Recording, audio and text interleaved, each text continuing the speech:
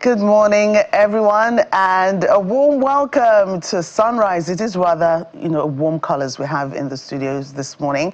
I'm sure you're surprised to see Jeffrey. He's a friendly face. It's not the first time he's on Sunrise, but Ayo couldn't be here today, so he's with me, and we're together. I'm Joke Rogers. And I'm Jeffrey. Well, this is not my regular, but I have to be here nonetheless. It has to be what it is. Yes. It's Saturday morning, and I'm sure some of you are still sleeping, just looking at us with maybe you're not sure what you want or what you want to see or what you don't want to see. But this is what we'll guarantee you this morning. You're going to have a beautiful time being on the show today. For the next 3 hours, we'll walk you through all of the events that played out in the last week and perhaps peep into the coming week and give you some of the biggest highlights of today's event. I almost called you Bukola for a moment. You're used to that. Right, so, we said we're going to, give you a lot of the highlights of events that happened during the weekend. One of them is actually happening today. That's the yes. PDP convention, which has seen a lot of, it's been topsy-turvy in the past month or so, with all the court cases. To be or not to be was one of our hot, teasers yesterday for this convention. There'll be several court cases saying don't do, and then do, and then somebody else will go and challenge this. So I've been disenfranchised, I've been this, I've been that. So let's see. But the delegates are in Ibadan, the Oyo State capital. Absolutely. They're preparing for this convention, which they insist must go ahead, different groups, in that party. I never thought I'd see the day when, the PDP, which we've been, tagging as the largest group, political group in Africa, will be, at loggerheads with each other, and they're fractionalized, so to speak. I mean, you are more into all these politics. Tell us more about it. It's actually exhausting and sometimes borderline embarrassing. Yeah. It calls to question a lot of things. At the core of it is internal democracy within political parties, and now the judiciary has been dragged into all these elements. And one of the things we always say to the political class is the fact that when it comes to the polity and politics itself, the politicians are the biggest beneficiaries of any democracy, because you're the ones who will become governors, you're the ones who become president, you're the ones who become members of the assembly, whether it's a national or state assembly. But Joket, what we also found out is that these same politicians, because of their interest wrangling and inability to put their acts together, are the ones that destroy democracy. And it's quite sad when we see these things. So if you go back to 1966, just a precursor to the Civil War of 67, it is interest wrangling among the political class, especially in the western region. You know what happened in Ibadan between the sage himself, Pawolowo and Akintola, and how things degenerated, and you know the story. And then we can go down to how the Second Republic fell as well.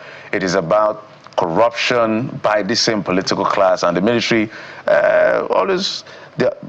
let me use the word carefully. They don't just jump in. They see a gap and they try to fill it, albeit even though we don't accept military rule. That's what happened.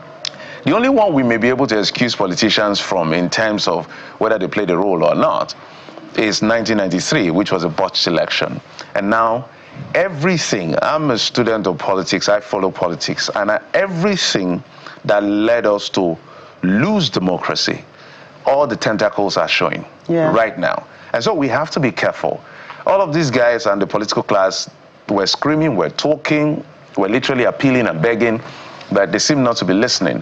And that's why the media, all of us in the media, have a responsibility to hold these guys to account, to make sure that they don't erode this 26 years of democracy, because some of the things that are happening is pushing the boundary. We're going to get all the details. As a matter of fact, I said the judiciary was dragged in because now we're seeing 3 courts of concurrent jurisdiction given, especially 2, because one had to do with the Federal High Court, Justice James Omotosho, that has said that based on Section 82, based on paragraph 1213 of the guidelines and regulation of INEC rules for political parties, that it wasn't followed. Congresses were made to be held from wards to states to zones. Some zones don't have elective officials, and all of that was to be sorted. So if until that is done, this should not hold. And then The pro-convention people went to a state high court and got their own judgment again. Not a judgment, actually what they got, because the Justice James Omotosho gave a judgment. So there was what they call consequential order of court. Do this, I'm ordering you to do this before you do this. But the other one was an ex parte, so there was an interlocutory injunction saying, no, let the convention go on, pending the hearing of the substantive suit, which was supposed to be November 10th. It's now been shifted to somewhere in December. December 8th or something. December. Yeah. So, and then while that was going on, Sule Lamido had taken them to court. There is a breach of his fundamental right not to have been, because the rule is simple. I think that was one of the latest. There was one yesterday. Yes, that was the latest. In fact, there are two of the same. So just Sule Lamido's, that one is now a judgment. Yeah. The court is now saying, for the fact that you did not do what was supposed to be done in the eyes of the court, to give him his fair chance of deciding whether he will run or not. Now that he's chosen to run, if you don't give him the chance, no, you have to give him the chance, because the rule is simple. If you and I are running for an office and I want a consensus, we want to use a consensus so that we don't have to go to the ballot and vote. If you've been cleared by the electoral official, whether it's at the party level or at the national level, what happens is that there's supposed to be a written consent. Sometimes you write to say, yes, you're withdrawing. As long as there's no written anything, that election has to go on. So perhaps that's why the judge is standing on. But while that was being celebrated by anti-convention people, the Ibadan High Court doubled down on his ex parte and adjourned the case. So the legal minds will be the best to be able to interpret all this situation as far as the elections are concerned. You said something about, people are concerned and we have to be careful about how we're almost eroding our democracy. We're making a mess of democracy. Yeah, because let me put it clearly. I don't like mincing words. Politicians in Nigeria are making a mess of this democracy, and they are dragging everybody into their mess. And no, because that's also, people have also raised concerns about they're turning Nigeria into a one-party state. Only just yesterday, the Taraba State governor also confirmed his defection. No, he hasn't. It is the APC that had a meeting with him that said they met him and he's coming. We know you. No, I think one of the reporters there said it yesterday that they've said that, he's dumping PDP for APC. I say, okay. That's 13. So let me count. That's another governor gone. 13 in number, from my count, since before 2015. Yeah. So I call them the famous five, led by Amechi. They were all PDP, they joined APC, and they defeated PDP in that election. Then Bello Matawale, Providence shone on him. APC could not put their house in order, so it was a second position, so naturally he inherited the seat, and then he now defected to the PDP, for the APC. And then we have Ben Ayade, Dave Umahi, Omoino, Sheriff Oborowore, now we have Peter Mba, Doye Diri, and then incoming Kefas Agbo. I don't know who is left in the PDP right now. Literally the entire South is almost gone. Apart from Anambra in Southeast, every other party I think is APC. So people that are raising concern about one party state, they are not out of place. But the PDP had its own time of, I think PDP had almost 29 or 27 or so governors out of the 36. And that's when they were boasting that they are going to run the country for another 60 years without being defeated. Well, I don't know whether they meant 16, because after 16, not 60, they were out. So let's see how far the APC can go. So what we see is that perhaps because of the weakness of the opposition, inability of all of them to put their acts together, whether it's PDP, Labour, ADC, it may be the contest between Nigerians and APC in 2027. All right. So, well, yes, all of that. We'll take a look at that convention today on the program.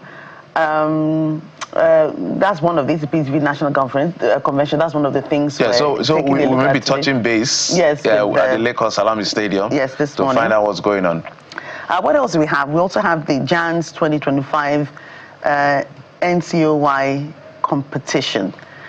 And then what else do we have, Jeff? We have a lot to go. So basically, we'll talk politics. We'll talk about this competition, and we'll bring you all the details of what this competition is all about. This Jans 25 competition that is being promoted by the persons behind it. So we don't want to let the cat out of the bag. No, so that exactly. So we just want to leave it like this for you, so that you can stay to understand what exactly. We'll move from there to what is playing out. Climate change, the conference in Belém.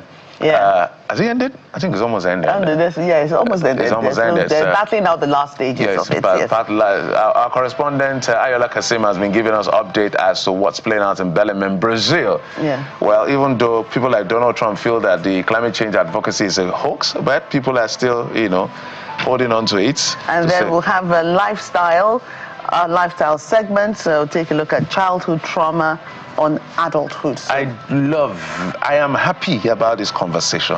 As I cover politics, I see those trauma playing out even in our politics. and of course, without calling names. We're going to have the artist of the week. Of course, we'll let you know who that is when the time comes. So there you are. That's our lineup for this morning.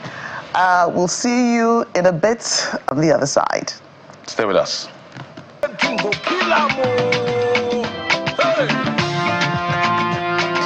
Welcome back, everybody. We'll get right into the show. And this morning, we've told you about the politics that is, playing out in Nigeria's political life. But this morning, we'll be starting with the Junior Achievement Nigeria National Company of the Year competition. Junior Achievement Nigeria, through one of its flagship initiatives, Set for Life, hosted the 2025 National Company of the Year competition, a national showcase of innovation, creativity, and entrepreneurship among secondary school students nationwide. Now, the competition brought together 6 outstanding student companies that emerged winners from the regional contests. After a rigorous day of presentations and evaluations before an esteemed panel of judges, the student company Sproutgenics Aero Monitor Limited of Darrell Noor by Intercontinental Schools emerged as the overall winner of the 2025 National Company of the Year award. So this morning we'll be taking them on the program to talk about, what they've been doing, and all the participants are joining us from our Kano studios. We have Edwin Idoko, Programs Officer, Kano State Junior Achievement Nigeria. The winning school, Darrell Noor by Intercontinental Schools team, Khadija Mohammed Musa, several students, Rukaya Abdul Fatai, Rukaya Maki, Zainab Idris Gaya. We also have, they're all there in our Kano studio ready to answer our questions. Yes, we'll take all of them one by one. Thank you for joining us this morning and welcome to Sunrise.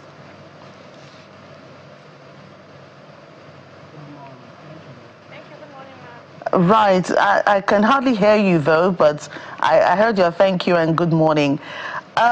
So tell us, your experience during this competition, and what played out, and what you had to do to get to the very top.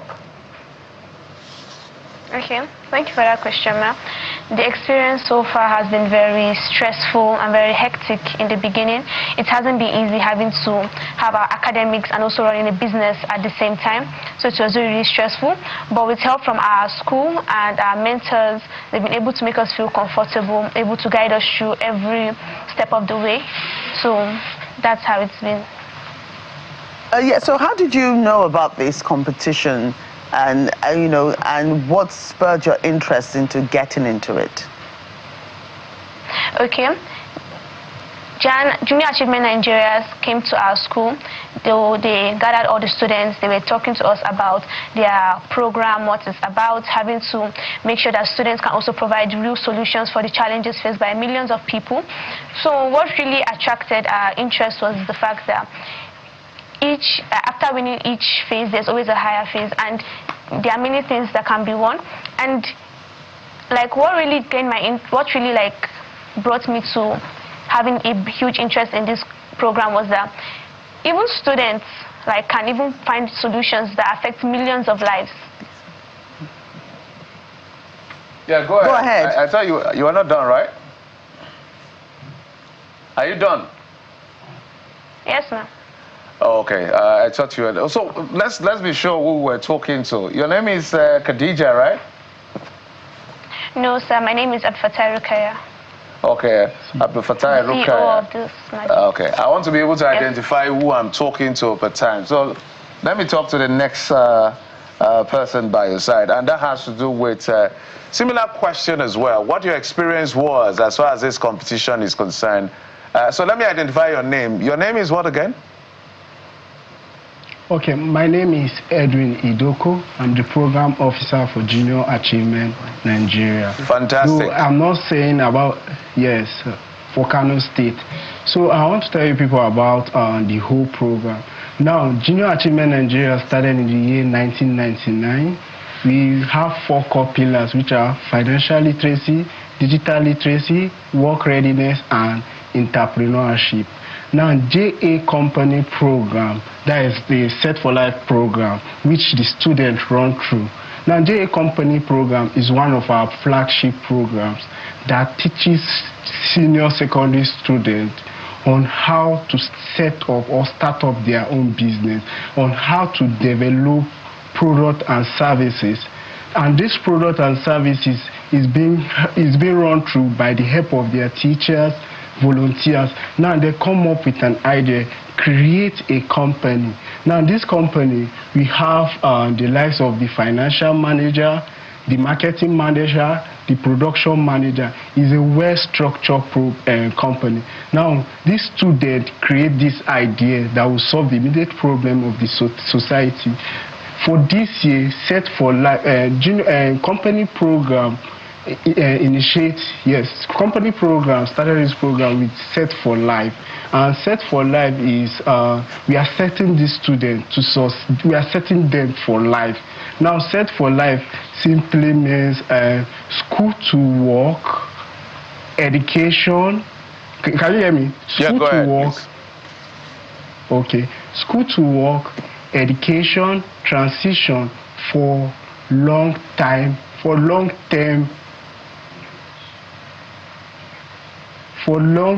in youth fulfillment. Now, this program is meant for girls.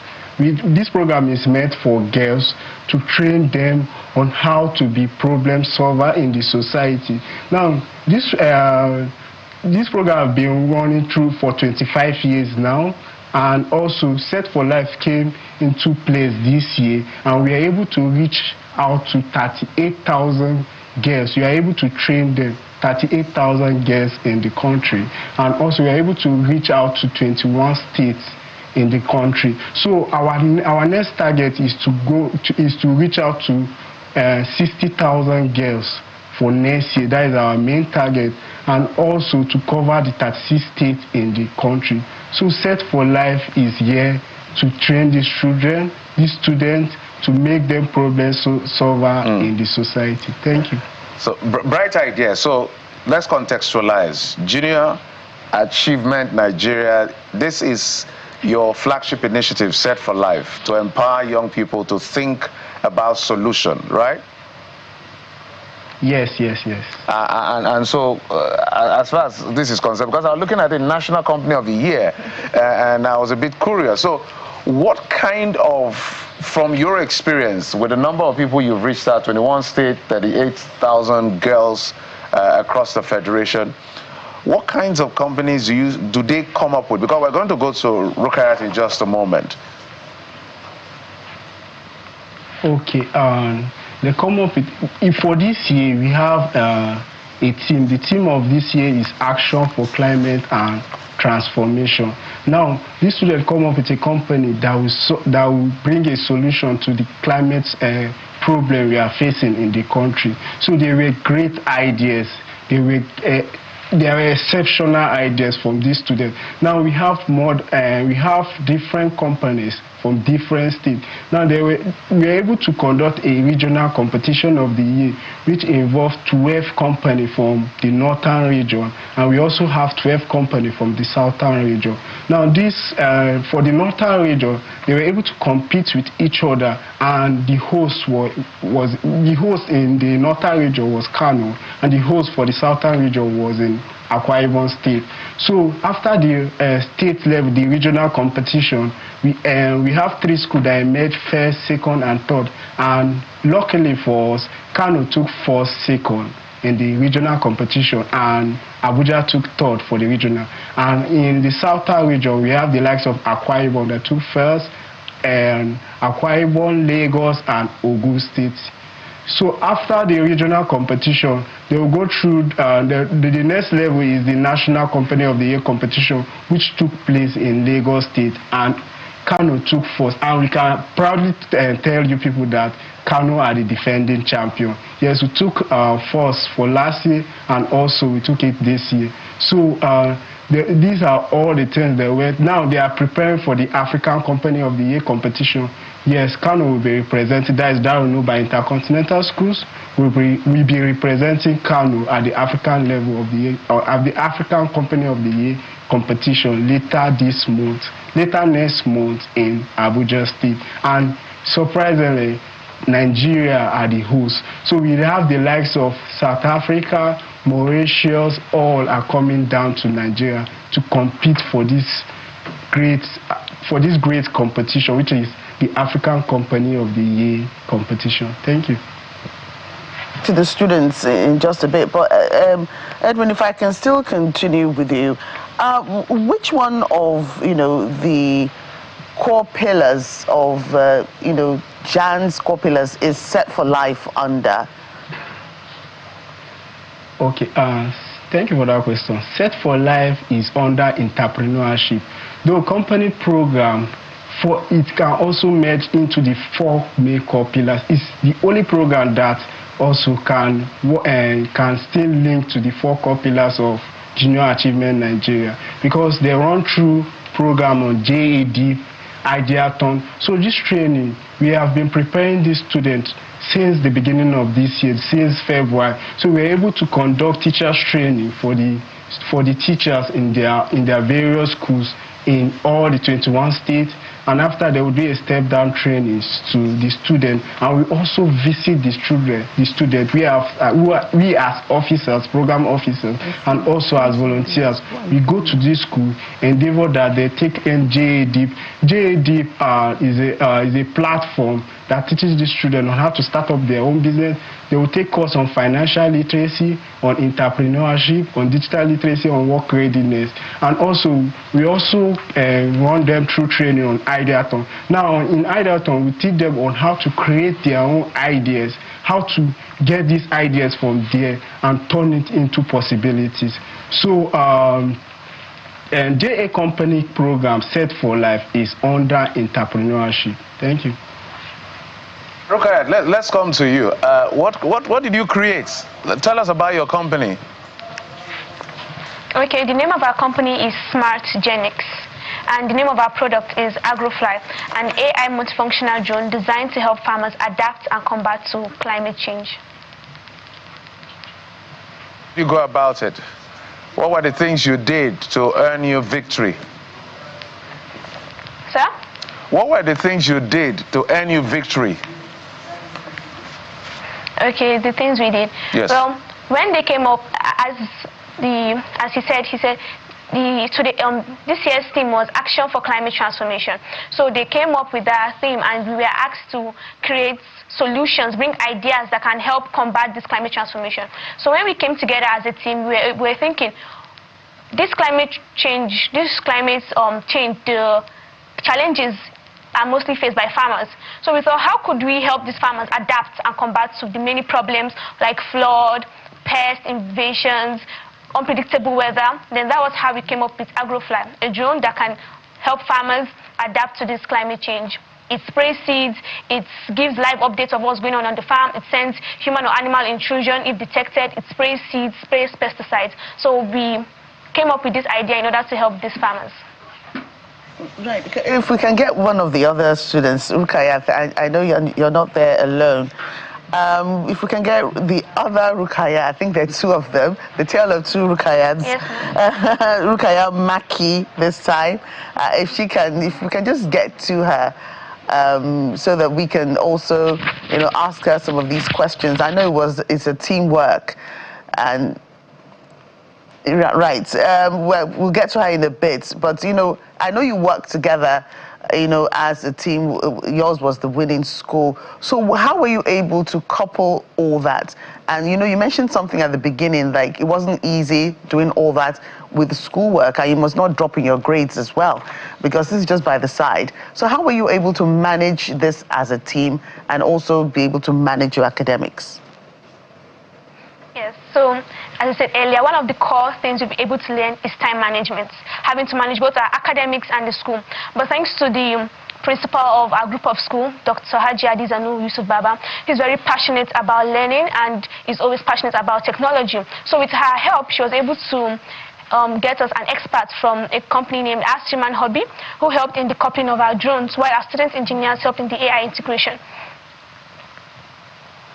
So how were you able to work, I'm talking about teamwork now. How were you able to, work as a team? Who's doing what aspects of each of the project did all of you do?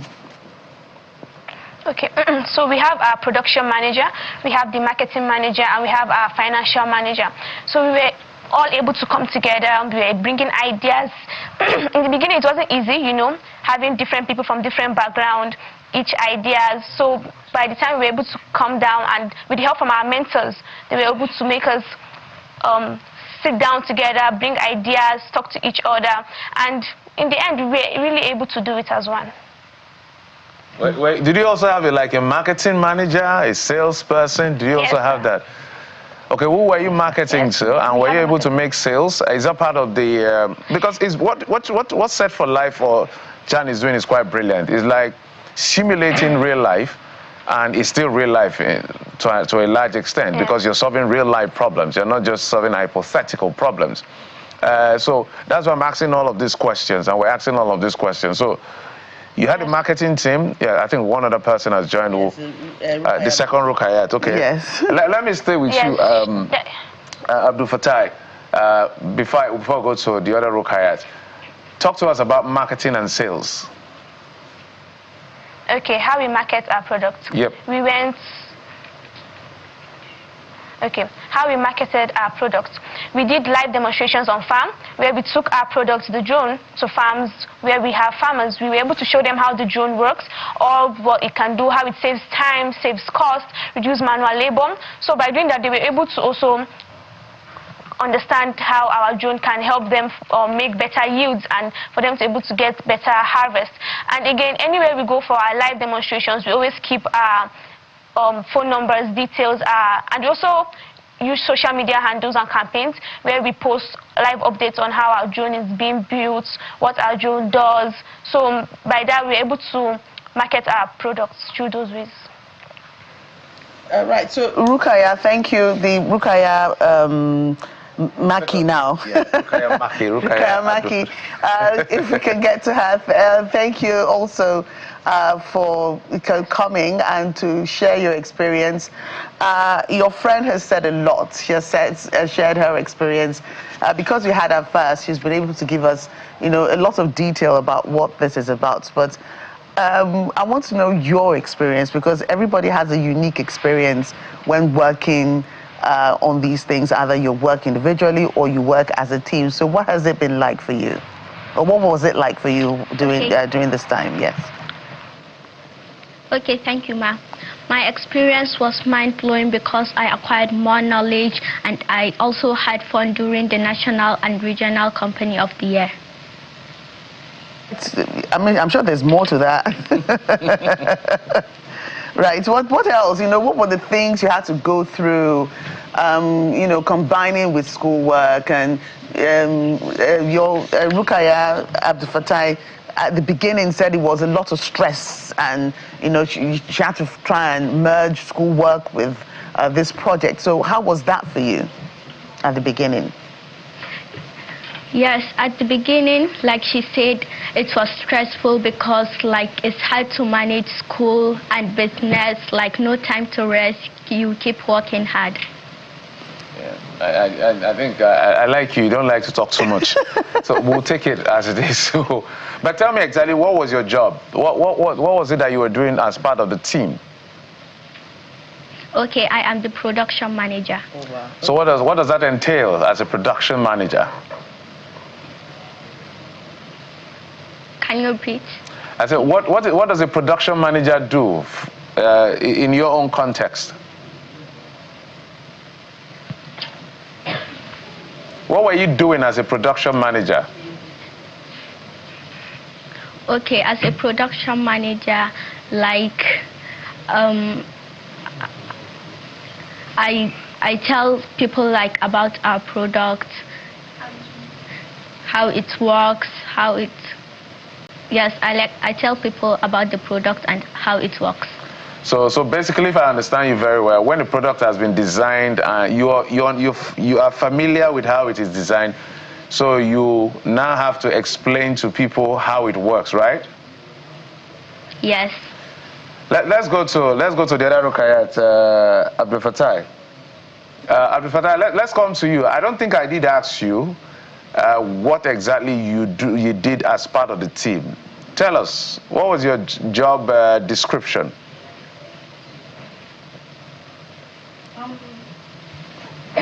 Khadija Mohammed, the financial manager, and I work with the finance of the company. Oh, okay. We have a new face. Yeah. This is interesting. Right, okay. Okay. I was still asking the other, what's her name? Rukayat Abdul Fattah. Yes. So Khadija, welcome to the program. We didn't know you were already seated. So tell us, you said, what's your job again? What was your job during this whole experience? Thank you. I'm the financial manager of the company. Oh, that's interesting. Yes, and what was that? What did that entail? It's really interesting, really. So what, as a financial manager, what were you doing? You know why we're asking this question? We're thrilled that at your age, at your level, you're already running companies. You're solving real life problems. So there's a proper structure: manager, production manager, marketing. That's what the company actually does, all of these departments. So tell us exactly, what finances were you managing and how were you managing it? Okay, I compiled all the prices for the products. We actually discussed with the CEO on the price of the product and the price of rentage, since we also rent the drone. I also work with the CSR operator I manage all the expenses of the company. If there's any amount of money that we need to use, I'm the let's just say I'm the accountant of the company. I'm the money bag. So if they need money, I'm the one you should come to. If they need money, I'm the one that should money. I like that. I want to be a money bag, Jeffrey. Honestly, that's the way to go now. Fantastic. So tell us, how much money did you guys make? How much did you spend? Because that's when we'll know whether you are profitable. So we will call it cost of sales. Okay. Yeah. Okay. For producing the drone, we spent $283 to make, and we sold 2 units for $467 each, generating a profit of $184 per unit. We also rented the drone to 5 farmers, generating $133 in revenue from rentals.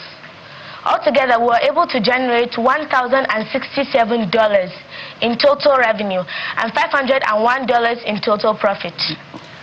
I think you should go. I'm sure I'm impressed. I'm actually. I'm impressed because I understand corporate accounting, so I understand exactly what you're talking about. For you to be able to separate revenue from profit. Profit, yeah. That is kudos to Jan and Set for Life Foundation. Yeah. You have a question for her? Yes, it's really so. How difficult was it? Because I know you said you're the money bag, you're the financing.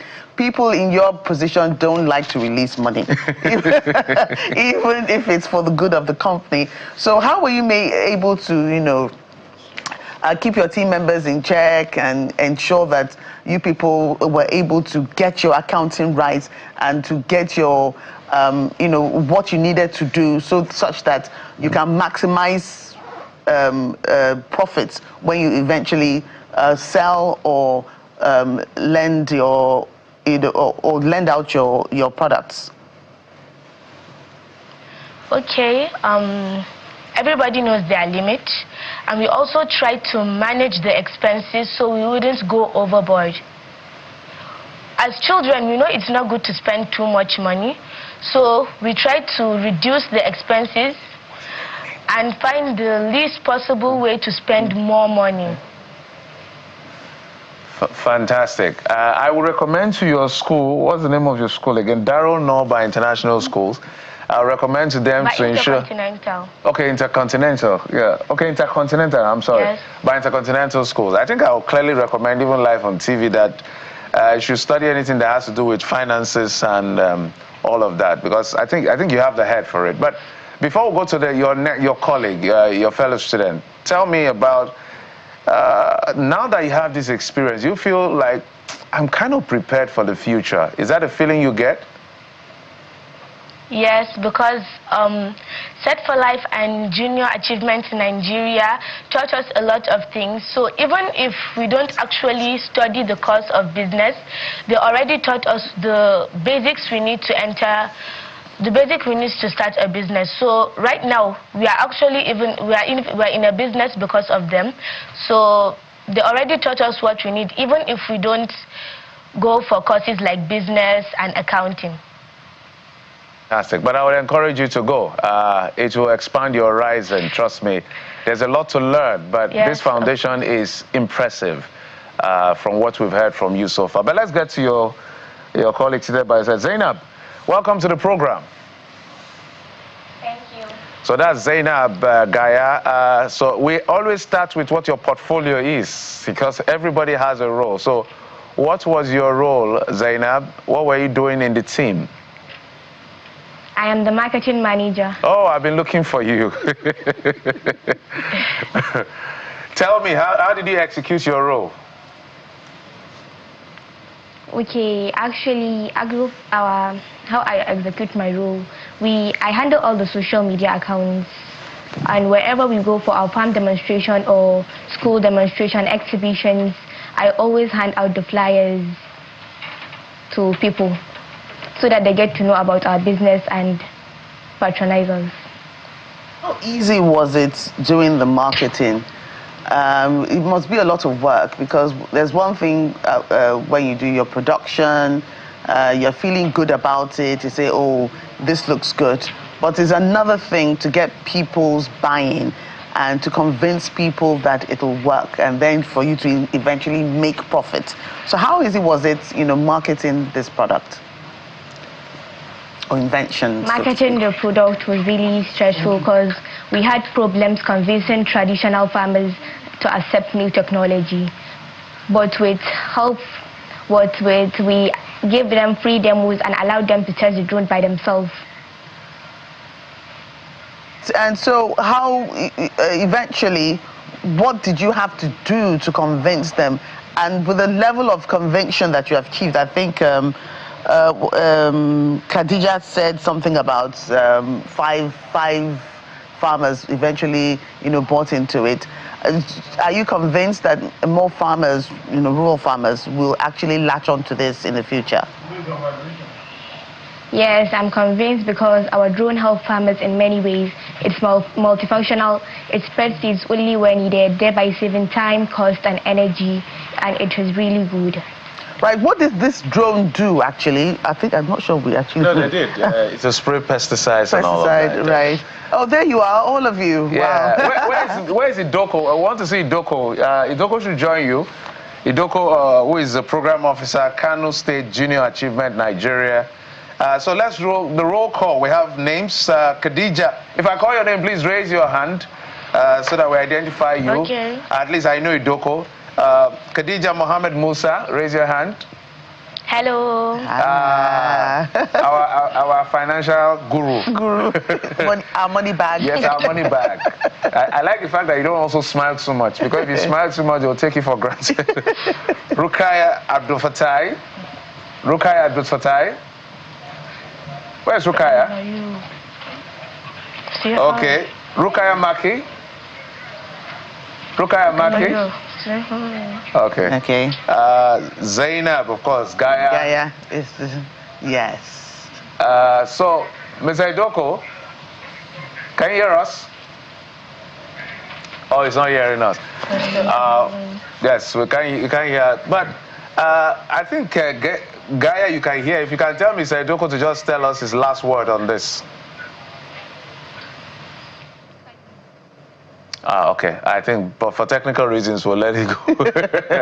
But we're super impressed with yes, certainly, what Junior Achievement Nigeria, with their flagship Set for Life initiative, is doing. And congratulations to Darrell Knorr by Intercontinental Schools. All of you have been exceptional. Your remark shows that you really dug in to make sure that it's not just a simulation, you're solving real life problem. I was in my simple analytics. If you made over $500 in terms of profit from your revenue of over $1,000, that means you almost made ₦1 million, about 700 and something if you do today's exchange rate. So that's super impressive. But yes, thank you. Edwin Idoko, Programs Officer, Kano State Junior Achievement Nigeria. Congratulations to Darrell Knorr by Intercontinental Schools for the winning, and all the team members. Khadijat Mohammed Musa, Rukaya Abdul Fatai, Rukaya Maki, Zainab Idris, thank you. And we can see your trophy right in front of you. You deserve it. So I want you to be super proud of yourself. And I hope that you keep this up. You can, keep together as a team, and this can be a future. Even though you're students now, the company can be something else in future. So do not throw it away. Stay with it and make it big. Let's hear of you in another 10, 15 years from now. Absolutely. So we must do this before we let you go. The name of your company, name of the winning school company is Sproutgenics Aero Monitor Limited. Your product is Smart Sprout Hero AI-powered reforestation drone. That's deep. Wow. This is, even I need to look at it critically. Thank you. We appreciate you both. All of you, not both, all of you. All of you. All of you. Keep up the good work, and we're super proud that you're all girls. So go girls, make us proud, all right? Bye. Okay. I'm love impressed. it. And this is the future. Yeah, honestly, I think this is how to go to school. We didn't have opportunity to go to school like this. But if this is the direction of how schools should be, I think this is a good one. Yeah. So on one hand, you're learning all the theoretical and all the things you go to write in your exams. On the other hand, you're solving real life problems with real life solution and making real money. And see what they did. They didn't tell us their money in Naira. That means they're not looking at local. Yes. They're looking international. Yes, sir. All right, we'll take a break. When we come back after the break, we will now talk politics. PDP National Convention is ongoing. It's about to start in Ibadan, the Oyo State capital, despite all of the conflicting judgments and orders. We'll find out all the details when we come back in just a moment. Stay with us.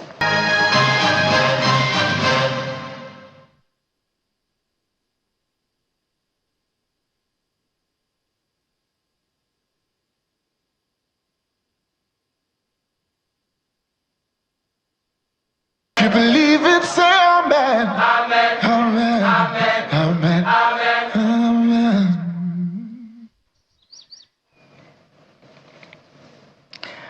Welcome back. Of course, now we can tell you all about this important convention of the People's Democratic Party, which is taking place in Ibadan, the Oyo State capital, which is currently abuzz with preparations for the national convention amid a potential showdown between factional camps in the opposition party. Well, there's various groups have come up now.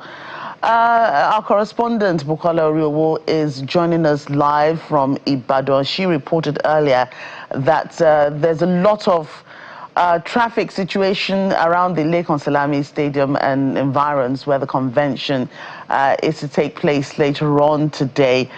I was telling someone yesterday too that, you know, it's going to be hectic around that area because a lot of people have come into town for this exercise. So Bukola joins us now live on the program. Bukola, good morning. Great to see you. Good morning, Jackie. How are you? Wow, I'm sure you've had a busy 24 hours. I'm not sure if you've slept at all, trying to also get ready for this, even though I'm sure you're not a member of the Convention Planning Committee, but also you, you are also planning to give us reports about this. So tell us what has been going on. Well, it's been a beehive of activities, expectedly, you know, at the Lekan Salami Stadium here. And kudos to the planning committee. They are putting some measures in place to at least try to control movements and the crowd. As you can see behind me, this is the main gate of the Adama Stadium. But it's been locked to the crowd because they do not want people to be coming there so that they have a free flow of music, of traffic relatively, you know, at the front, at the entrance of the gate. So there are other access points. There's 1 and 2 and 3. I think there are 3 other access points into the stadium. That's where people have been redirected to pass through. We've been around a number of places in town today.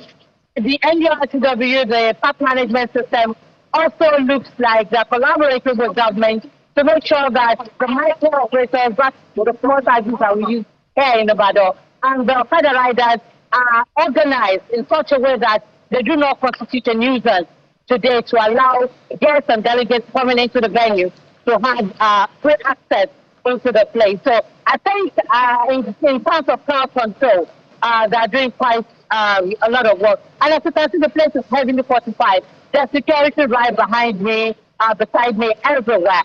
All security agents are here, you know, present to make sure that law and order are maintained here. Right, and what has, you know, the arrivals been like? You told me about, you know, you've just told us about how the organization, what the organization is like. So what about the people arriving, you know, coming back and forth to ensure that everything is in place? I know the convention is later on, but, you know, what have you seen so far? Then I know you just kind of excitement. You know, not just around the stadium area, because delegates have been arriving since yesterday. Some of them the day before. Hotels have packed capacity across the state. I can, you know, confirm that to you. The government house has been a big house of activities. There's a series of meetings. By the time when I said last night, we took out some delegates holding mini meetings, you know, self within self, talking to themselves to plan ahead of the day. So I thought that, you know, they have a good show today. Right. You know, genuinely, there's a lot of excitement in town. Right. You know, after the show, I was thinking of jumping into a car and coming to Ibadan. Would you advise me to do that? What's the traffic like? On a lighter note. If you're coming into Ibadan, I think the gateway into the city have been properly manned by road safety officers and, you know, traffic management officers and everybody. But I will not advise you to drive around the premises. To go Mokola, Adamatu by itself, and some parts of the draw too. But I learned that the traffic in that area is relatively controlled. But if you are coming around here, you might not in a few hours be able to bring your vehicle. So you have to do some trekking. Bukola, thank you for your reporting. One of the things we want you to look out for is the presence of INEC. This was a very bad time to be an INEC official right now because one court is saying go, the other one is saying don't go. So I'm not sure what it is they have decided between yesterday and today because judgment and order of court coming in. Bukola, yeah, go ahead. The INEC presence is a critical factor today. We do not know yet whether they're going to be on ground or not, you know, judging from the injunctions that we had yesterday. There were injunctions, and then there were injunctions. The judgment of the day has unfold will determine to a large extent whether INEC will be a part of this, whether it will be largely legal or otherwise. But I know that today is a deciding moment for the party, the PDP itself, because whichever way it goes, it's either going to strengthen a very weakened party or trying to cement what looks seemingly impossible and bring the party together. So it is not either way. It all depends on what the party hierarchy decides to do with themselves. The big boys, as they put it, if they could come to a round table and resolve their differences, I think they would have a good show. But otherwise, the days ahead will actually tell us what's going to happen and what the outcome of this PDP convention would be. Bukola, your eyes, yes, your eyes and ears will touch base with you throughout the day until we go live at some point for this event. Thank you, Bukola. Thank you, Jeff. Look forward to that. All right, in just a moment, we'll be joined by members of the PDP on both sides, if possible, and a legal practitioner as well, who also x-ray the issue. Because the reason I was asking her about INEC, because it's just a terrible time for the electoral umpire. When you're having all this avalanche of courts, judgment, order, just barely 24 hours. I remember vividly in the Ondo State governorship election, when we're monitoring what was playing out with the Labour Party, similar situation. Yeah. There was a Olorunfemi at one point as cleared by INEC, and then it was a dissentee, and then 24 hours it changed to Olorunfemi, and that's why their performance was abysmal. And these were all court cases back and forth. So whether INEC is going to show up tomorrow, I don't know which court INEC is going to obey. There's a judgment of the Federal High Court, Peter Lifu. There's the other one as well, James Omotosho. That's the two judgments. Then there's a court order pending the hearing of the substantive suit. That's your State High Court. So this is not the best time to be an INEC official. This is a big test for Professor Amoviton, who is just barely coming into office. He's been celebrated for what played out in Anambra State and all of that. Now, this is another test. This is the core of democracy, internal democracy within political parties. No, political platforms. I prefer to call them political platforms. There to observe. So the observing is to authenticate that, the convention. No, but they have to observe according to law. Yeah, they have to observe. So it's still the internal politics of the party that will play out at the end of the day. INEC is just there to ensure that, okay, this took place or this did not take place. The court says, one court says, don't go there. It's expressly telling INEC, don't do this if this is not done. Oh my Another God. court is saying, INEC, go. We will determine later these arguments. So that's a confusion. How did this start anyway? It's actually called interest wrangling, the inability of the political class. First and foremost, this is happening because of some fundamental problems. Our political parties are not driven by any form of traceable ideology. It's driven largely by personal interest. All of these governors who are defecting and saying, in the interest of my people, interest of my state, I see it as a lie. And I tell them bluntly, that's not true. It's in your interest. It will not kill you to say it's in your interest. It's called self-preservation, and there's nothing wrong with self-preservation. But some of them have a solid argument to the fact that because as simple as who signs your form, nomination form, as simple as that is, for you to run for an election can destroy everything for you. If the court now says, oh, those set of people that signed the form are not the right people, you suffered, won an election, and it's over. But all of this is just a question of we're not driven by ideologies. That's the so everybody can jump.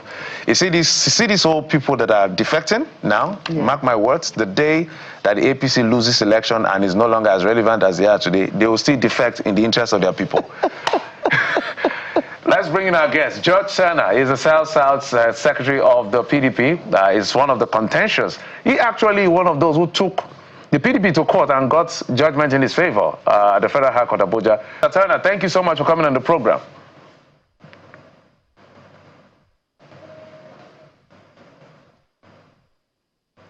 Can you hear me?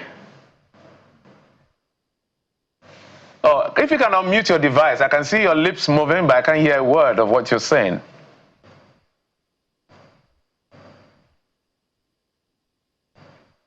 Oh dear. Okay, let's bring in a legal practitioner, Kemini Udim, who is also joining us to make sense of the legalese around this. Mr. Kemini, thank you so much for coming on the program.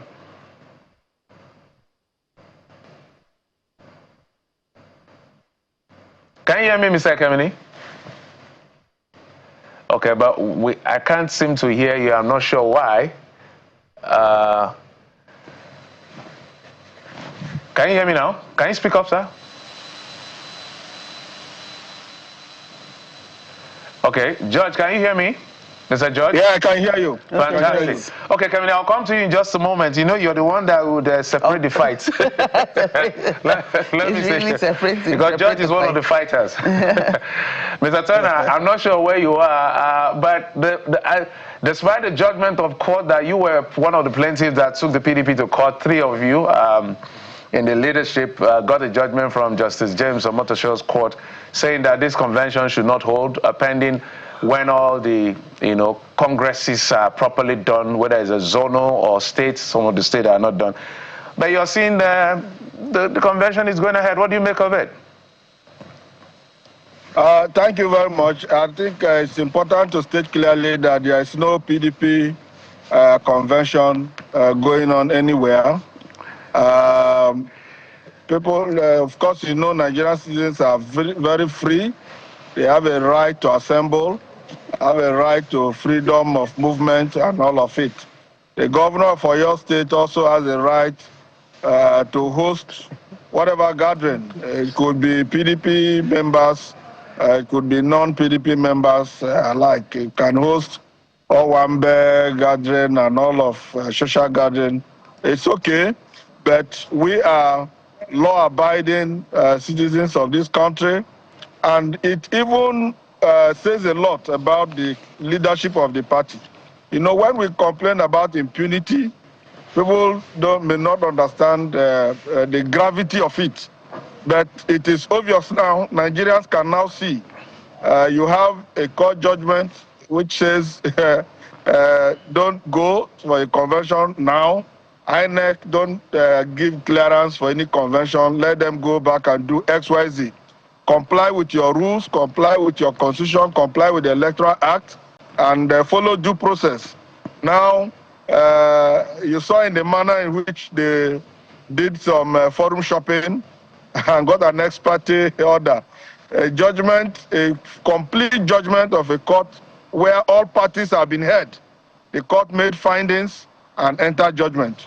And then another judgment again, a case of unlawful exclusion of a very senior, respected member of our party, a founding father, one of the founding fathers, Sule Lamido.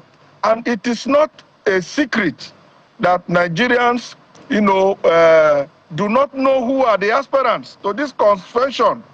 The PDP has a tradition. We have a way how we pick our forms with fanfare. You can easily analyze. Newspapers, the media, print and electronic will usually analyze the chances of each aspirant because they know them. You will see our aspirants go around the country to campaign, talk to party, stakeholders, canvass vote at various state chapters and all that. You can agree that you didn't find any of those happening in the course of or build up to a convention. So we are not just talking because we want to talk. Now, the party's BOT set up a committee.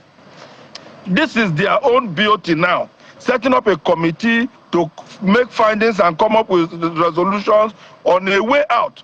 And the committee, made up of very senior, outstanding members of the party, came up with resolutions, recommendations, one of which said that this convention should not go on, analyzing the implication, the legal implication, and the need for the party to be seen as a law-abiding party, a party that functions under the rule of law. But look at where we are. In a clear display of the impunity that we talk about, Nigerians can now see that even their own committee, they are not obeying. A court of law, they are not obeying. So you can imagine the frustration that we have as members of this party. But again, the good thing is that the national secretary of our party, who has the responsibility to send out notice to delegates of venue, time, and a date for convention, have clearly issued notices. I'm sure your television station and other media channels have carried that notice to the effect that there is no convention of the PDP anywhere. And we, as law-abiding citizens of this country, will stand by the rule of law. We have a judgment. We are entitled to the fruit of our judgment. And again, they went on appeal. When you go on appeal, let us assume that Oyo State High Court say you should go ahead with convention. Abuja High Court say you should not go ahead with convention. You have taken a step to appeal. Once you are before the court of appeal, court demand, the lawyer will speak to you on this when he comes on board. It is customary that everybody holds on. Once you submit yourself to the decision of the Court of Appeal, it no longer matters whether it is your State High Court or it is Abuja High Court. The important thing is that the subject matter, which is convention of the PDP, elective convention of 2025, is now before the Court of Appeal. You know, everybody is supposed to hold on and wait for the Court of Appeal to determine this matter one way or the other. What is the consequence of not going on with the convention today? When the court of law have said so, the heavens will not fall. The heavens will not fall. Right, but when you travel in illegality, you now risk. First of all, you show yourself to Nigeria as a very lawless party. You show yourself to Nigeria as leaders with that travel on impunity. You show yourself to Nigerians that you have no regard for our law, our courts. You have no regard for the judiciary. You have no regard for even your own processes. Your own committee that you set up, you have no regard. You cannot obey. Of course, am I surprised? This is a party that set up a committee if I can come in, apologies if I can come in here. You know, you've said a lot, and clearly, you know, aside from all the court cases, there's a side that says, yes, there's a side that says that this convention will go on, which is why when we spoke to our correspondent earlier on, she says, you know, everywhere's agog, busy, people are coming in and out of the supposed venue. All Ibadan crowd. Yeah. So let me put it like this. So, I mean, clearly there's a deep divide, and what does this say about the future of the People's Democratic Party? Probably why people are leaving? Yeah, you see, not really. What is happening is not unusual. It's politics. You know, politics is played along interest line. This is not religious. You want to be moral or religious, you go and be a pastor, I mean, a imam somewhere. But this is politics. It is played along interest line, and the end of it is to be able to provide for a greater good for a greater number of our people. The people, at the end of the day, you know, it's what is paramount, the welfare, you know, of the people. Now, you cannot be in a party. Remember, this party is a convergence of various people from diverse opinion and, you know, background, and everybody coming together for the purpose of advancing their political interests, right, and the good of their people. So you must expect all of these kind of schemings and battling and struggle. Of course, after all, politics is a conspiracy, you know, to seize power. But the important thing is that there's always an umpire. The umpire at all times must remain neutral. In this instance, the umpire is supposed to be the National Working Committee. That is the managers of the process. But you now have problem when the umpire himself is soaked in interest, in ambition, and they are not able to do justice and provide level playing field for everybody. Just take, for instance, assuming presidential candidates are required to pick nomination forms from INEC, and then the INEC, as it were, just print one form and keep for President Bola Ahmed Tinubu, and every other person is shouting, Nigeria will boil. It is the obvious truth, because they are the umpire. So that is exactly what we have in our party. The struggles and the battles and fights would have been normal if the NWC was neutral, because at the end of the day, once we come out of it and conduct our convention and a new leadership emerge, everybody will collapse and begin to work for the party in the interest of our members and the generality of the Nigerian people. But in this instance, the NWC, as you have seen, is clearly compromised. They don't know what they are doing. They have missed it. And the way to go, like the BOT committee have recommended, is that a caretaker committee that will be focused and be able to provide that unbiased level playing field for all members of this party, you know, to be able to go into an elective convention whose outcome is acceptable to all of us and conforms with our rules, our laws, our constitution, the Electoral Act, and electoral guidelines. Yeah, Mr. Turner, I know you have a flight to catch, so I want to get as much from you as possible before we let you go.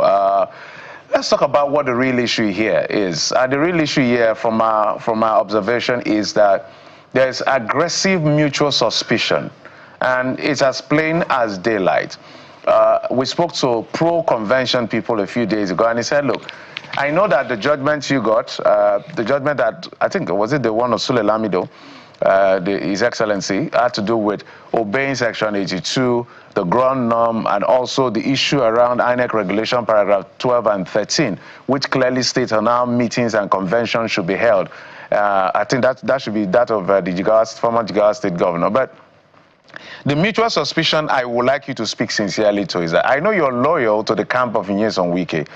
And the other part is always looking at you that since Nyesom Wike has declared his interest to support the president, no matter whose ox is God, he's done that in 2023 because he felt that it's only fair that the power states comes to the south, and he wants to stay true to that conviction because he's serving with the president, and in his view, the president is doing well, and the only natural thing is to do is to support the president. But the party is an opposition party.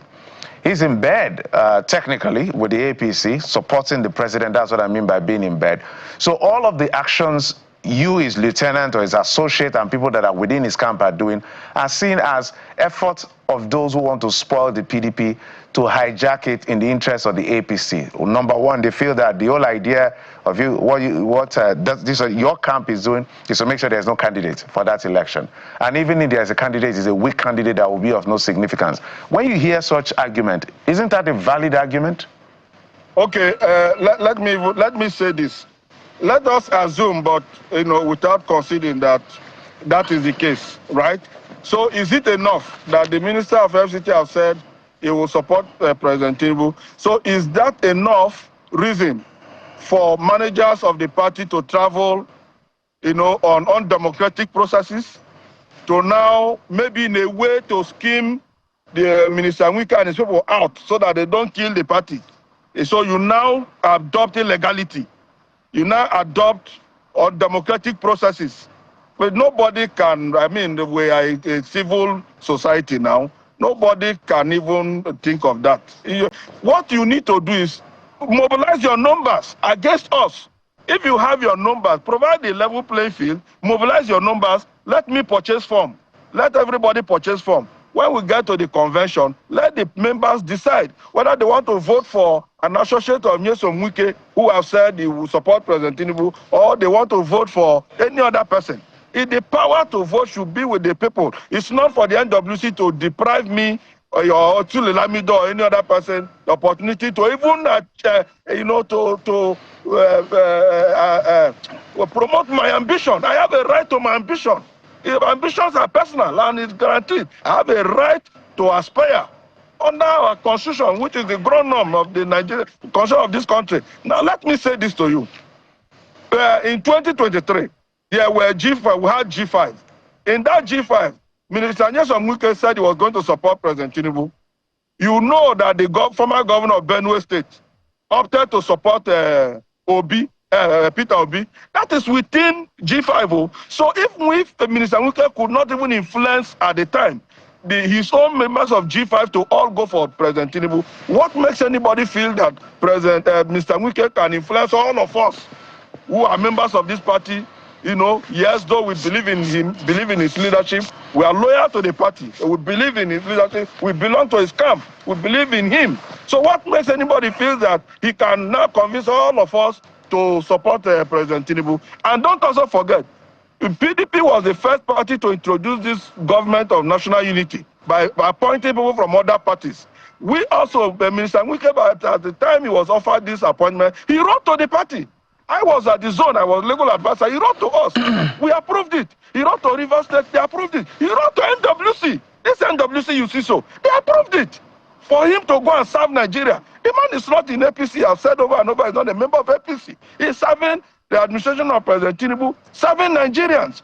Bala Mohammed, His Excellency, who is chairman of our own Governor Forum, was appointed to FCT, the office of FCT Minister, under the administration of President Goodluck Jonathan. He was not a member of PDP as at the time of his appointment.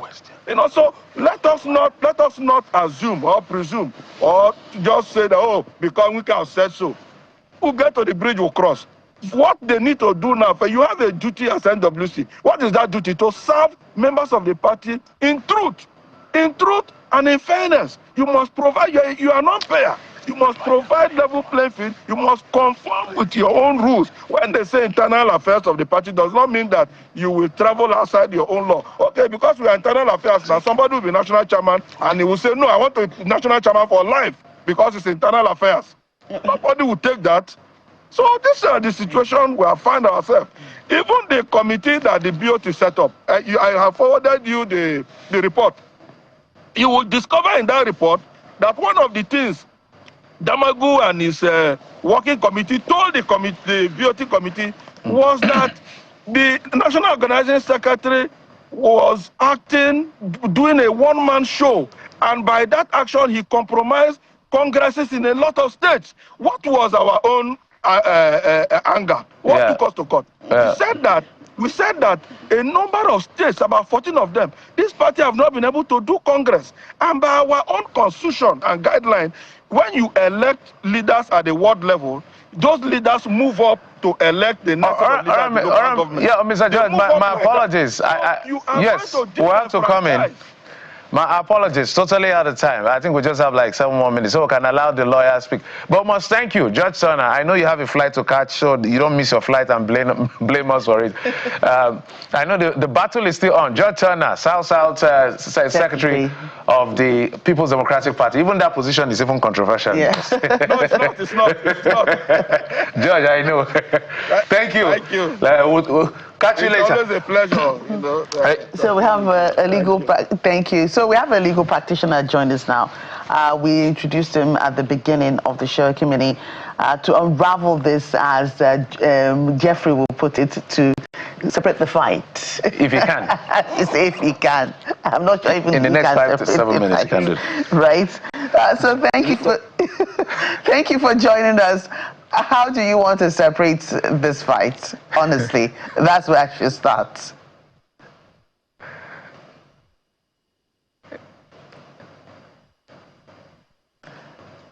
Okay, go ahead. Go ahead.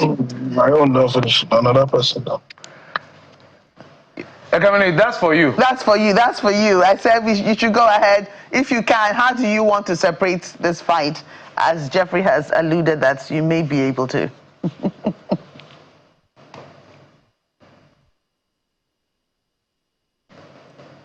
Oh dear. What's going on with the network where Ekeminodim is? We'll try one more time, Ekemini, and we hope because I know you've been waiting, and thank you so much. We needed to get the thoughts of Judge Turner because he's a plaintiff in that case and he's traveling. But let's try again. If you can hear us, just your take on all the legal background you've seen and what the future looks like as far as the PDP is concerned.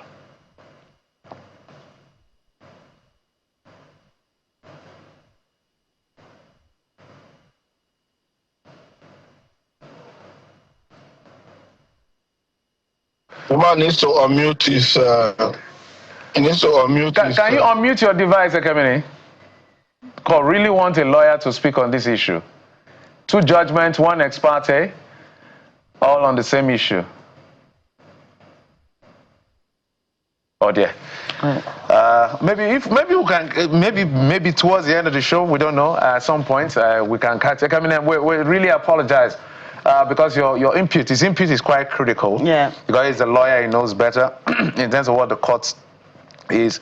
So 2 judgments, 1 ex parte, interlocutory injunction saying go on, we'll hear the substantive case December 8th and all of this. Literally, if you follow the PDP case, you need to get a diploma in law because you see an avalanche of cases to be able to catch up with. But it is democracy. The beauty of all of this, even though we believe that the politicians are eroding the substance of democracy, but the beauty is that they are resorting to civil means of redress. Yeah. They're not killing themselves like we used to see. They're not, at least now it's court versus court, even though the court has been dragged and compromised, even in some cases where some of them have gotten the big knock of the NJC, but at least it's a civil process. Nobody's being killed. That's the most important thing.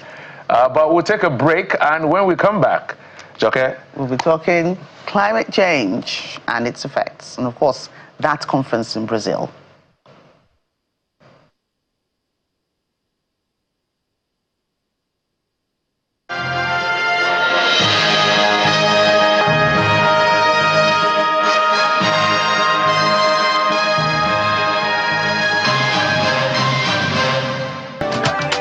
Welcome back. Protecting Mother Earth, protecting everybody, and just generally taking a look at issues when it comes to climate change is what we want to talk about now on Sunrise. Of course, we do know that the United Nations Climate Conference began in Brazil with a call for faster action and more togetherness. More than 50,000 people are meeting in Berlin to define the future of the planet.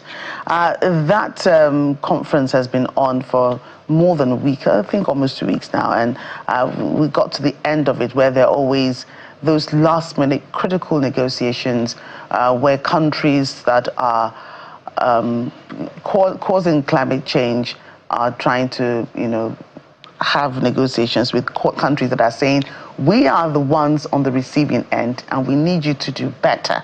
That's what's always causing sticking points at these events. In the history of the United Nations Climate Conference, the United States, for the first time, has not sent a delegate. Trump is really serious about this. But the California... This should not be surprised. That shouldn't surprise anybody. Yes, but the California governor on Wednesday did not just attend the conference in Berlin. He signed a memorandum of understanding with the Nigerian government in defiance to President Trump's rhetoric about both climate change and Nigeria. Wow. So we have Nimo Bassi, Director Health of Mother Earth Foundation, joining us this morning to talk about this. Thank you for joining us, if you're there. Yes, I'm here. Thank you. Great to have you. So explain to us, first of all, I know you've been following the developments in Brazil. What have you made so far of everything that has gone on during this COP30? Thank you very much. We're not surprised by what is going on at COP30 because primarily the COP has been moving for some time now in the direction that we're seeing things. As the COP opened, the president of Brazil stated very interestingly that he said, in his words, we are moving in the right direction, but at the wrong speed. Now, moving in the right direction to me is the fact that the world is getting together to say, let's do something about climate change. But the speed aspect, it's very, very slow, totally wrong, because as you mentioned in the introduction, it's about the means of implementation of the ideas that I put on the table. And the sticky things at this COP was right at the beginning, the developing nations asked for a new mechanism called the Just Transition Work Program that would have, strengthened international cooperation and ensure that the just transition that is needed are equitable, inclusive, and responsive to the diverse needs of all the nations. Now, the developed nations did not support this idea. So right from the beginning, you find that the political divergence is clear, and this has been what has been going on.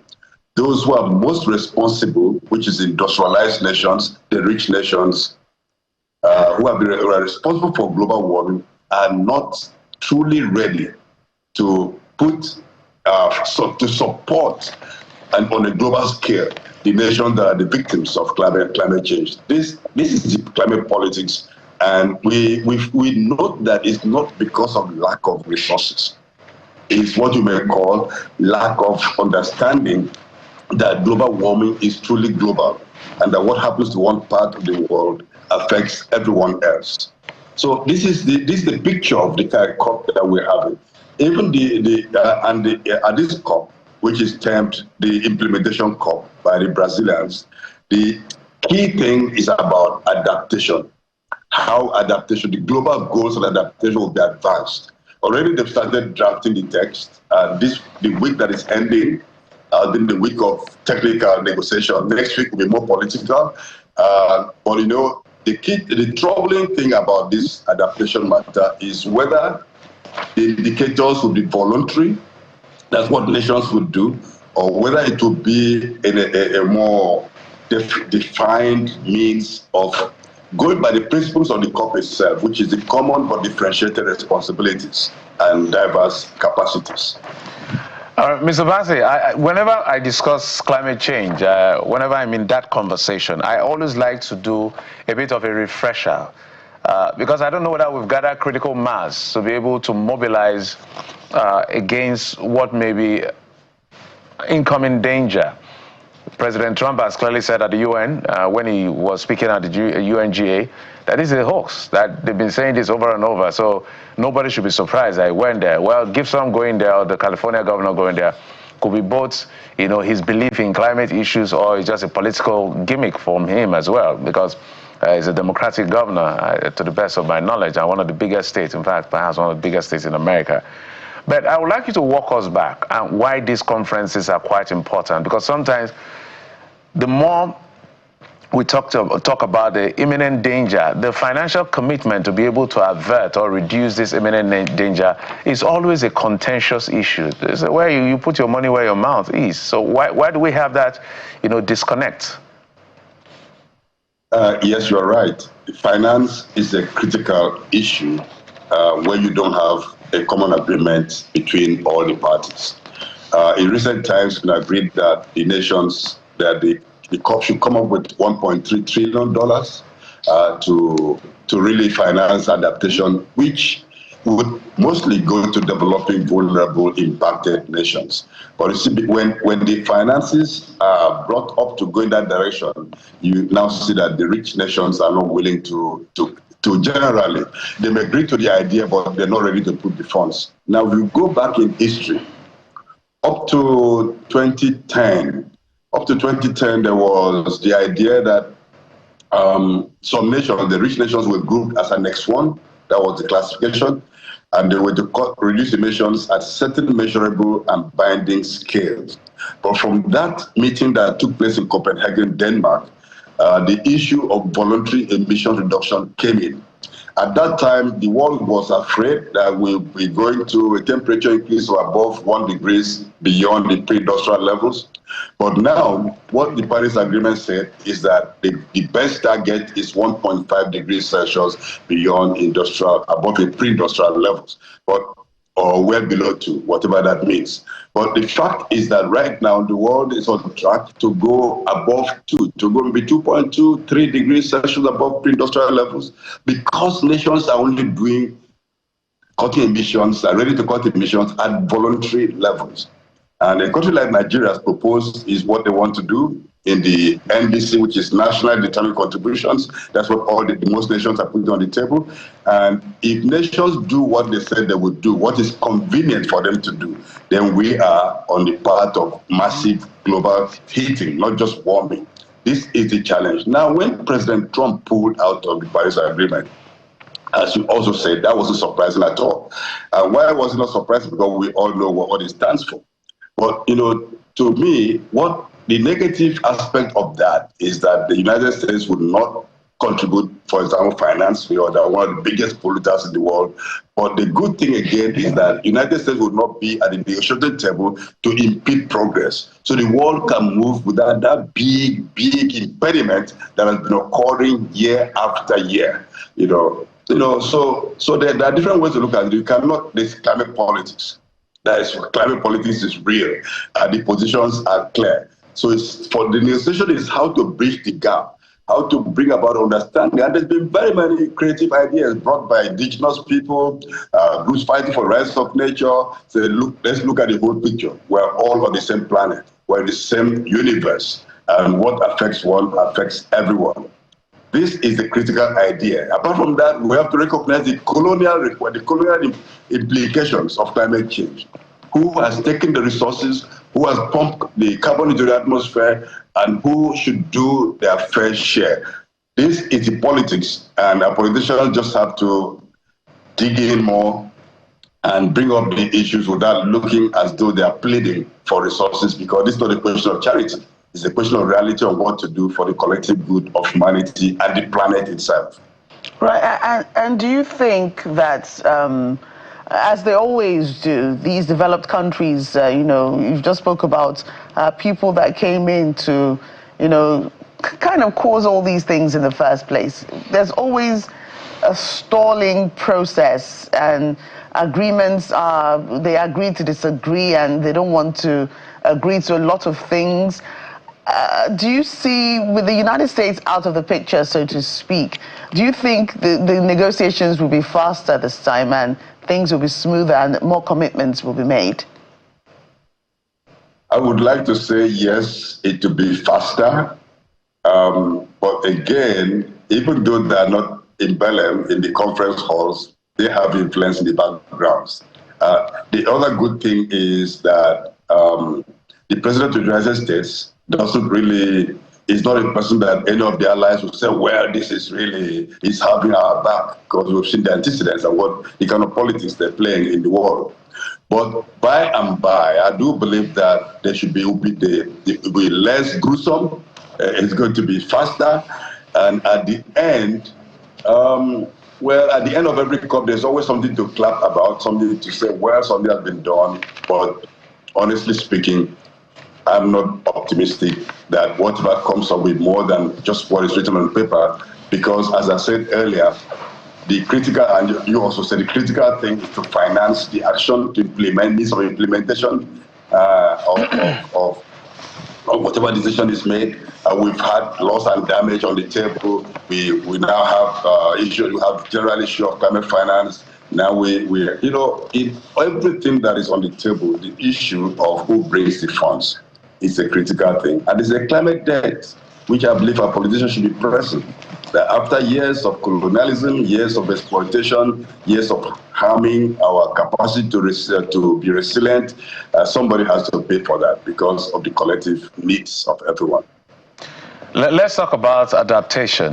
You know, there are two phases to this conversation, and that makes developing nations sometimes squirm because of its long-term economic impact, because you have to look at home and say, okay, what exactly is my cash cow before I sign up to these things? I think the biggest one is we're one of the biggest people that are affected the most, for lack of a better word. So we always ask for some of these monies for to be able to cushion the effects of the harm that has been done to the environment, because although we are told that about 70% of strategic minerals are in Africa, we account for less than 3% of global manufacturing. So you can see how this comes and all the destruction that are coming in that direction. So let's talk about adaptation, and especially transition, which is what the developing world are advocating for. While we're discussing that, Trump is saying, drill, baby, drill. And then we are quick to begin to have this conversation. Are we really going in the right direction, if you get my drift? I get it, and you put it so beautifully. Trump says, drill, baby, drill, and the world generally says, no, we have to put the brakes. And you know, the influence of, when you have a powerful figure, political figure, making statements like that, it does really bring about a chill, even in the industrial sector, because where the banks would like to, finance institutions would like to finance transition, but when they see that the short-term investment in fossil fuels will bring in more revenue, then they move in that direction. But the thing is that the fossil fuel sector is actually, whether anybody likes it or not, is winding down. In a couple of decades, it will be more or less history, except maybe in a place like Nigeria, where we now have to invest in cleanup and decommissioning of the facilities that are posing serious threats to our people.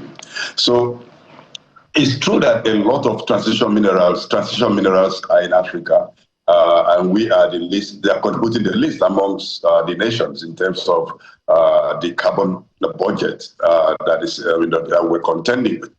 But why the transition has to be just it's not just about the jobs, that people will lose jobs in the fossil fuel sector, that the economy may not go well for those who are dependent on fossil fuels.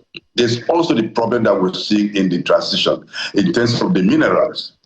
In a place like Congo, Democratic Republic, millions have been displaced just because either through violence, conflict, war, or just because some people want to have access to the mine pits and mine without any accountability or responsibility to the state or to nature. And so the transition carries on with the same way that fossil fuels have been extracted. Then it would just be you changing the means of the kind of where the energy source is coming from, but you are still punishing those who are living in the territories where these resources are found. And now we're seeing the fossil fuel sector has created many sacrifice zones like the Niger Delta in Nigeria, like the Sucumbios, the Amazonian area of Ecuador and other places. And so if this is duplicated or replicated with regard to transition minerals and the transition program, then the world is still in a very bad shape. And so the justice is primarily, in my understanding, to ensure that the environment is not damaged, to ensure that those who live in those territories are consulted and have free, prior, informed consent, and that if they say don't touch this resource, that is respected because their life depends on the environment. And at the end of the day, without a safe environment, transition or no transition, everybody's doomed. And so nature is so critical. And nature, in fact, has rights to exist and to replicate her natural cycles without undue interference with humans who are just one part of those of the beings living on the planet. And so the delegation of Nigeria that went for this conference, I mean, I'm sure there was a lot that they had to discuss. Every country is fighting for itself. I think Nigeria wanted to host the next one. They lost that bid, and but there are several. It's going to Ethiopia. Yeah, it's going to Ethiopia. Yeah. So there were several things that played out. Does Nigeria have a position of strength so far? I think this conference is supposed to end on November 21 or so. What's Nigeria's position right now? Do we have a position of strength while negotiating for benefits from this climate conference? Well, nations, although nations go individually, nations also go to the negotiations in blocks. Blocks, yes. So, in blocks. So Nigeria is part of the African group, the group of G77 and China. So Nigeria's positions will have to align with what that group stands for. And the group has been generally very progressive, making clear demands of what is needed in terms of the means of implementation of whatever is agreed on. And so the thing is to have cohesion within the groups and then to build bridges with the other groups. So that is what, especially with the EU, which is the Environmental Integrity Group and others, they have to build bridges with these groups, and really, it takes a lot of politics. And so I don't really envy the delegates who are negotiating. But let me just say this, that at every conference of parties, you have the inside, which is where the negotiation is taking place, and then you have the outside, where civil society, community people, indigenous people are meeting daily. And if you compare the two, it's like two worlds apart. Because in the people's space, the people's summit, you find that clear solutions are being placed on the table. They're always stated every day. The solutions are repeated, reiterated, and coming up. But in the conference halls, the politicians are playing politics with climate change. And this is a sad thing, very sad thing. One of the sticky things has been transition from fossil fuels. And the president of Brazil made an indication that this is time to really think seriously about that. And for Brazil to say this is surprising and interesting because it's a petro state, just like Nigeria, just like the last three or so hosts of the Conference of Parties.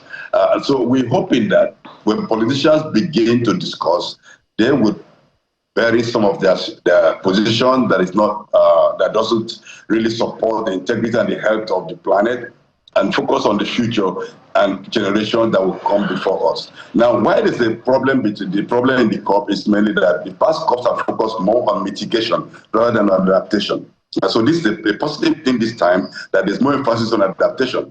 Mitigation allows for the political activities to go on, then supports industries who are proposing all kinds of fictional things, mechanisms to suck carbon out of the atmosphere, to bury carbon in the ground, or to put it in at the bottom of the ocean.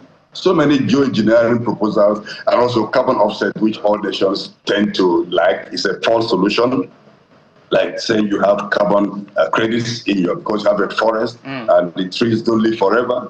So it's complicated, I would say. Yeah, Mr. Bassey, I'm going to go back to always our seat on the table. Now, I'm going to talk continent-wide now. I think it was Professor Lumumba who said, Mr. Bassey, I was talking about the issue of Africa having a seat on the table significantly. It was Professor Lumumba who said that the world seems to have a plan for Africa, but does Africa have a plan for the world? Now, last 50 years, I was at a conference recently when they were talking about the last 50 years was about oil and gas and all of that, but the next 50 years about critical minerals for energy transition for a decarbonized economy. And Africa is going to be central as a hub. But central as a hub as what? Because that in itself, if we don't hold that conversation intelligently, smartly, and with enough stake on the table, then we will still in the next 50 years after still be playing this victim game, come and compensate us. What do you make of it? I like the way you ended that framing with the Africa playing the victim. But really, this you have to distinguish between the politicians from Africa and not just the politicians from Africa. You have to know also about the people in Africa. What are the people saying? What are the politicians saying? Is there a congruence? Is there a confluence between what the people are saying and what the politicians are saying? So the politicians basically need to listen to the people so that we don't keep on playing the victim or carrying empty balls and looking for finances. When you go to a conference of this nature, asking for funds, sometimes you can't really have a strong position because those giving you the funds will now have the upper hand. This is why the politics is so interesting. Like you framed it, the next resources that will be important for the world are the transition element. But already these are called critical minerals.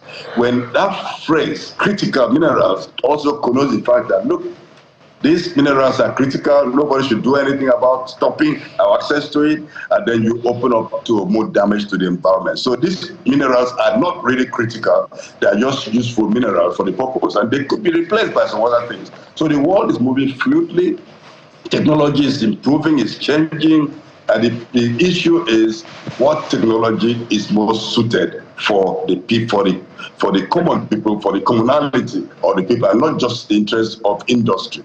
But yes, we have to be strategic, otherwise we're going to have harms as we're seeing in Congo. In Nigeria, a mineral like lithium is being mined. Who is regulating that?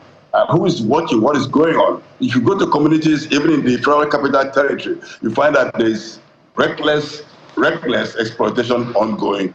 And these areas are looking like almost, I don't want to say war zones, they're looking like conflict zones, and we need to really look at our backyard and decide where we are going.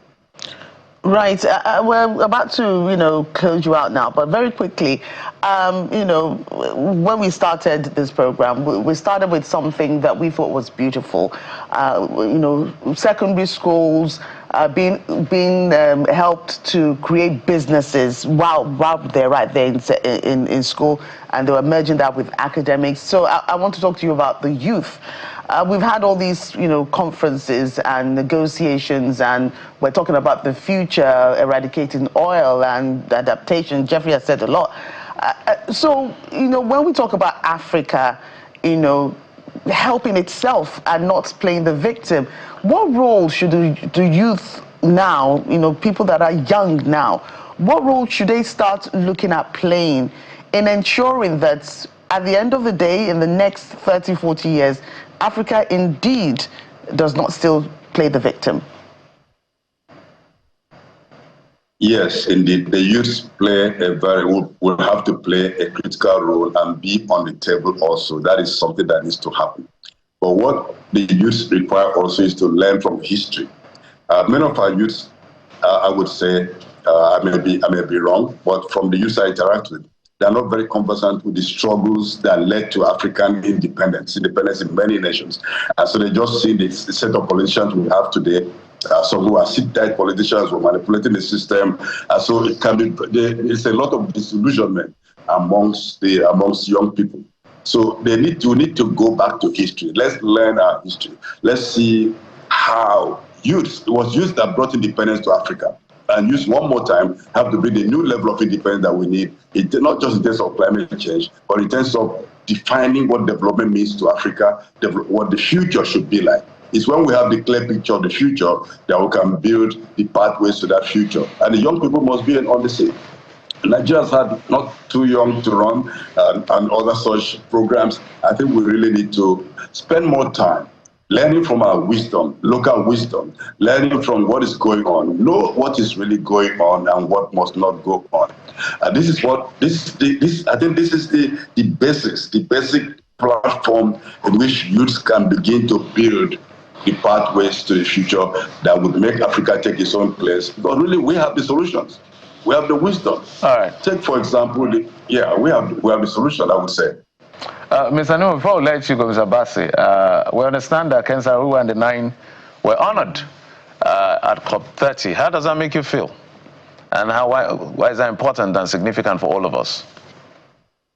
Remembering Ken Saro-Wiwa at the global stage is very significant, and having that remembrance also at the conference, at the COP in Berlin, Brazil, was very, very important. And makes me, it gives us courage to understand that what happened 30 years ago should not happen again, and that those who were murdered judicially at that time were wrongfully killed, they should be exonerated. And it also brings to the fore, because as we speak now, some of the oil wells that are abandoned in Ogoni, they are still spilling oil. So we need to have a restoration fund. We need to have a clear audit of the entire region, and all those oil wells that were abandoned. The first oil well at Oloibri, at Otuabagi Oloibri field in Bayelsa, all those wells were abandoned in the 70s. They were never decommissioned. They were never removed. The environment never restored. They are still polluting. So we remember Ken Saro-Wiwa and the 9, and also the 4 chiefs who lost their lives. But we have to also use this as a point to say, well, these people fought for the real climate action, which is keeping the carbon in the ground. But the pollution that will be visited on our regions are still there and not touched. And so this is an agenda that needs to be faced. Right. Pleasure again having you on the program. Director Health of Mother Earth Foundation, Nimo Bassi. Thank you again for coming. Thank you very much. And stay with us. We'll be right back for our lifestyle segment.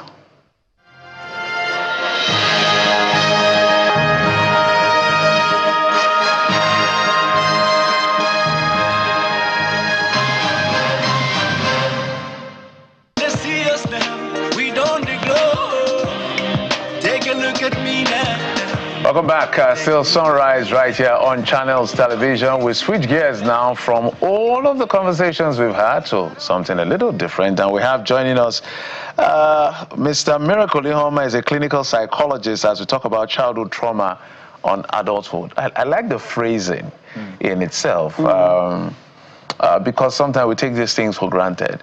I know that from a layman's point of view, Doctor, you just see adult exhibit certain tendencies and you're confused, like what exactly is going on? How was this person raised? Exactly what did he go through? And then we have the multiplicity of these persons in the public and private sector, heading systems, heading organizations, heading government. But as a general, opener, what do we make of this subject matter? Yes, and just like you rightly said, everybody came from somewhere. And if you go back in time, John Locke, a psychologist, said that when a person is born, their mind is tabula rasa. What that means is they were born a blank slate. There was nothing written on the sheet of their minds. So that's why a child cannot walk, talk, He doesn't know what he wants and things like that. But then as he begins to interact with the external environment, then people or the adults and handlers in his or her life begins to write on the slate of their mind, and that begins to form their behavior, begins to form their values, their beliefs, their language, their memories, what we call their meta programs as well, and things like that. And as that child grows up into adulthood, a lot of their behavior, a lot of how they see the world, a lot of how they see themselves will come from how they have been raised in childhood. So we could say that a person's adulthood can be traced to their childhood, how they were formed, because three major things form a person's behavior, a person's values, beliefs, language, memories, decisions, and things like that, and they are upbringing. Upbringing is the family you grew up in, the primary agent of socialization, right? That's number one. Number two is environment, the kind of environment you grew up in. That now talks about the secondary agents of socialization, the schools you went to, the kind of religious organization you had, the friends you decided to keep.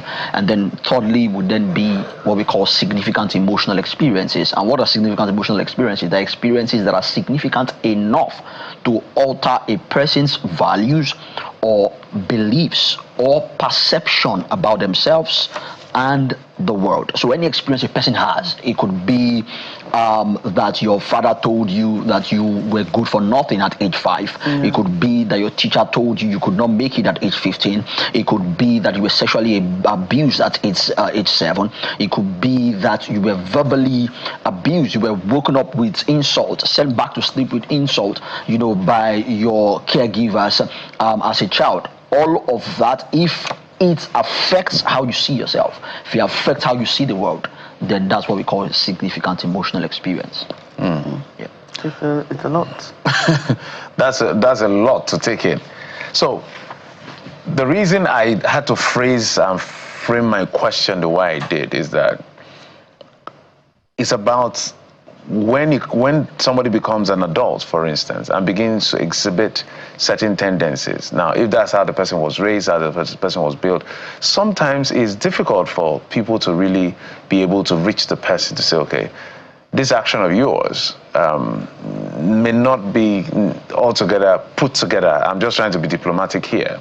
Because people go out with take me the way I am. That is where I am. How do you manage this kind of scenario? Yeah, so I tell people that we must differentiate between who you are and who you have become, because a lot of the times people are not able to differentiate both. So, for example, somebody has or displays a bizarre behavior, an obvious weakness in character or attitude, and says that's who I am. Let's use say anger as a case study. So somebody gets angry easily, yells at people, and says that's who I am. That's how we are in our family. If you even meet my mom is even worse than I am. Right? But that's not who you are. That's who you have become based on the environment that you grew up in. So it's very important to differentiate between who you are and who you have become. When you are able to draw the line, it is easier to then seek help and know this is a weakness, it's not a strength. And that's where healing begins rather. Because if you can't own up to your weaknesses and the areas where you need to work on, then healing cannot even start. So you need to know, okay, this is who I am, and this is who I have become. For example, we must differentiate between personality and character. Character is who you are. Personality is who you are. Character is who you have become. Because personality is a set of characteristics that differentiates a person from other people and must have been formed before the age of 18 and must not be due to any form of head injury, drug inducement, or things like that. But then character is as a result of how a person was acculturated, how a person was conditioned by the three things I mentioned earlier. So while, for example, there might be two people who have similar personalities, they can have two separate characters. For example, let's say two people are quiet.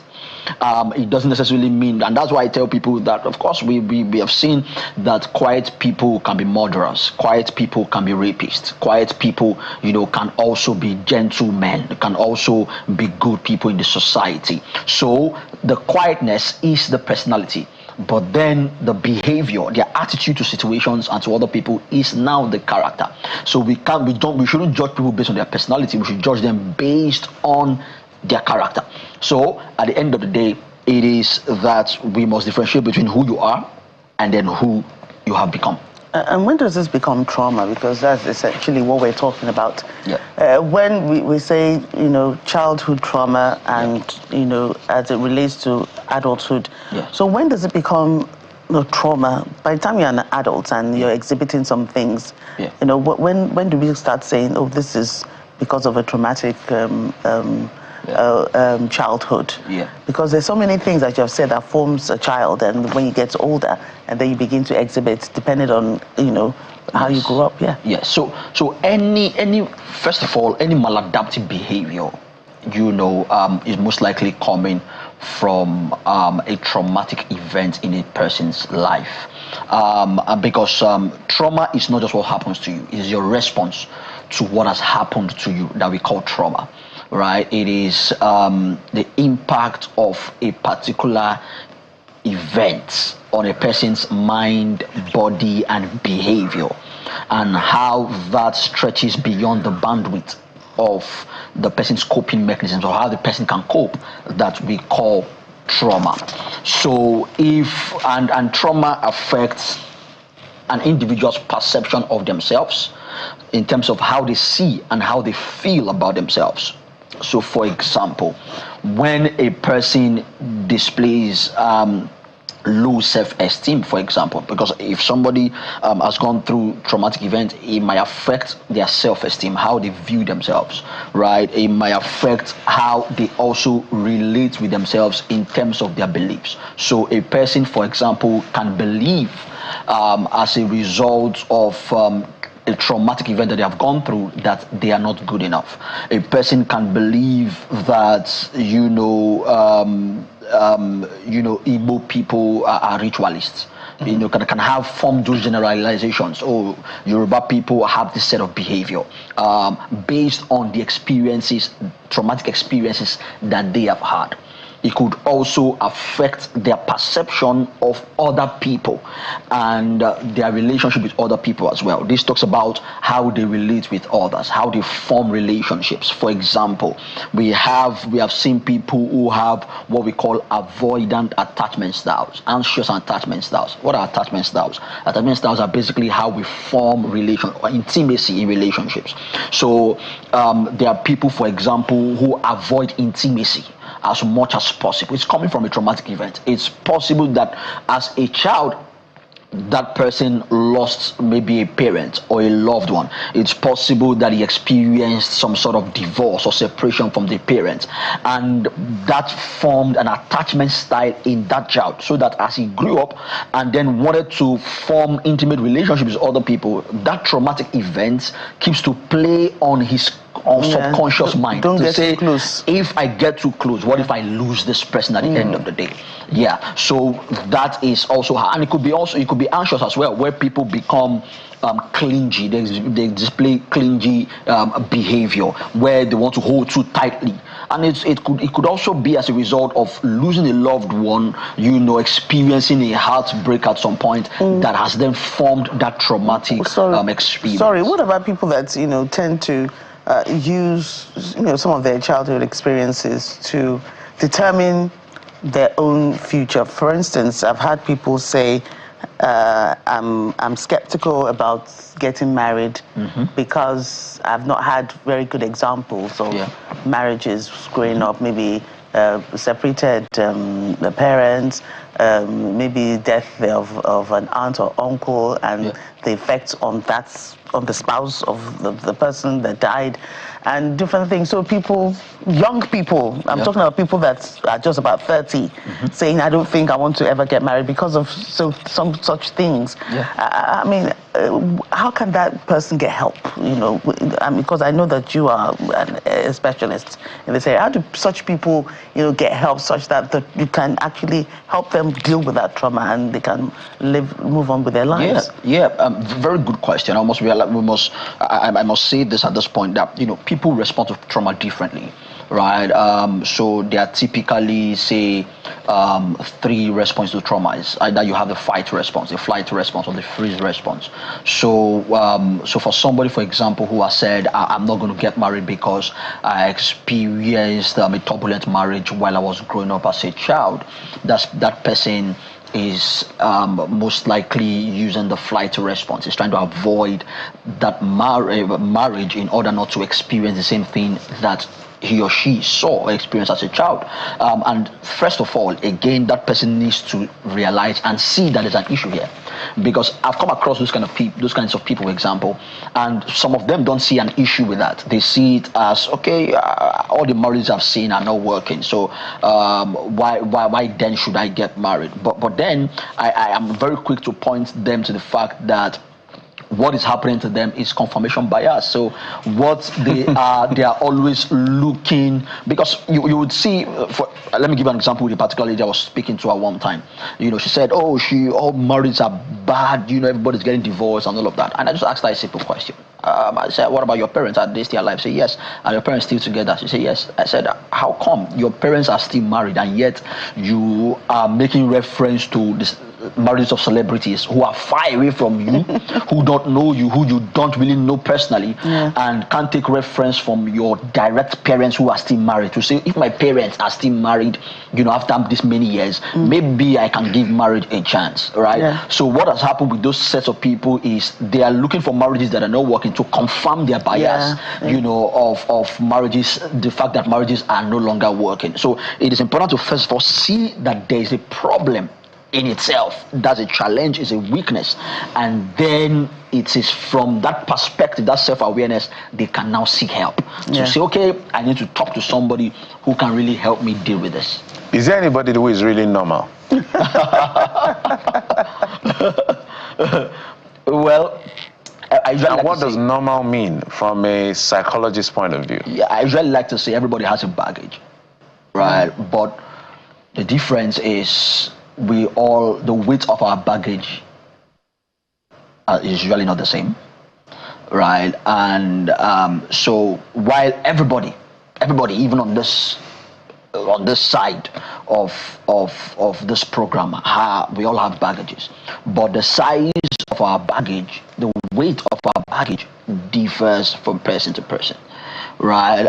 It's the same way, two people can be sick, but one person can have maybe flu and that person has cancer, even though they both have illnesses. You can't compare, right? So it's really about always being self-aware and always getting better, being open to seeking help, being open to improving and making progress, because perfection, for example, is an illusion. It's something that can never be achieved on this side of eternity, but we can make progress, right? We can get better today than we were yesterday.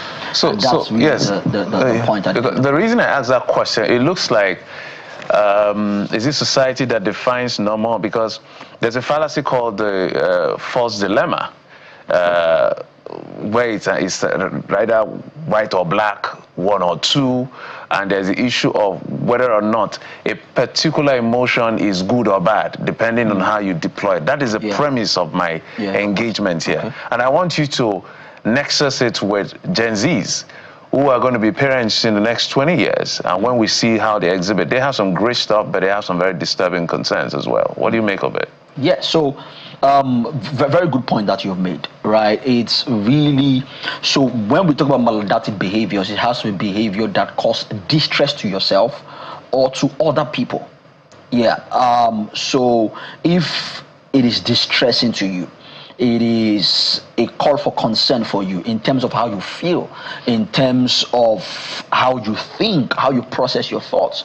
And also, if it's a cause for concern for how you also relate with other people, how you form relationships with other people, then we then say that this is a maladaptive behavior. So while we don't have an issue if you feel and think a particular kind of way because you are in this world with other people and your actions and inactions will get to affect them one way or the other, then there is a a generic way to see normalcy, right, or to interpret normalcy, right, because our behaviors would affect people. And when over time it has been seen that this particular kind of behavior, for example, causes stress to other people around you and even to you as an individual, then we then say, okay, this is not a normal behavior, it's something that needs to be worked on. And in relation to the Gen Zs, just like you said, they are very, very good traits that come with that generation,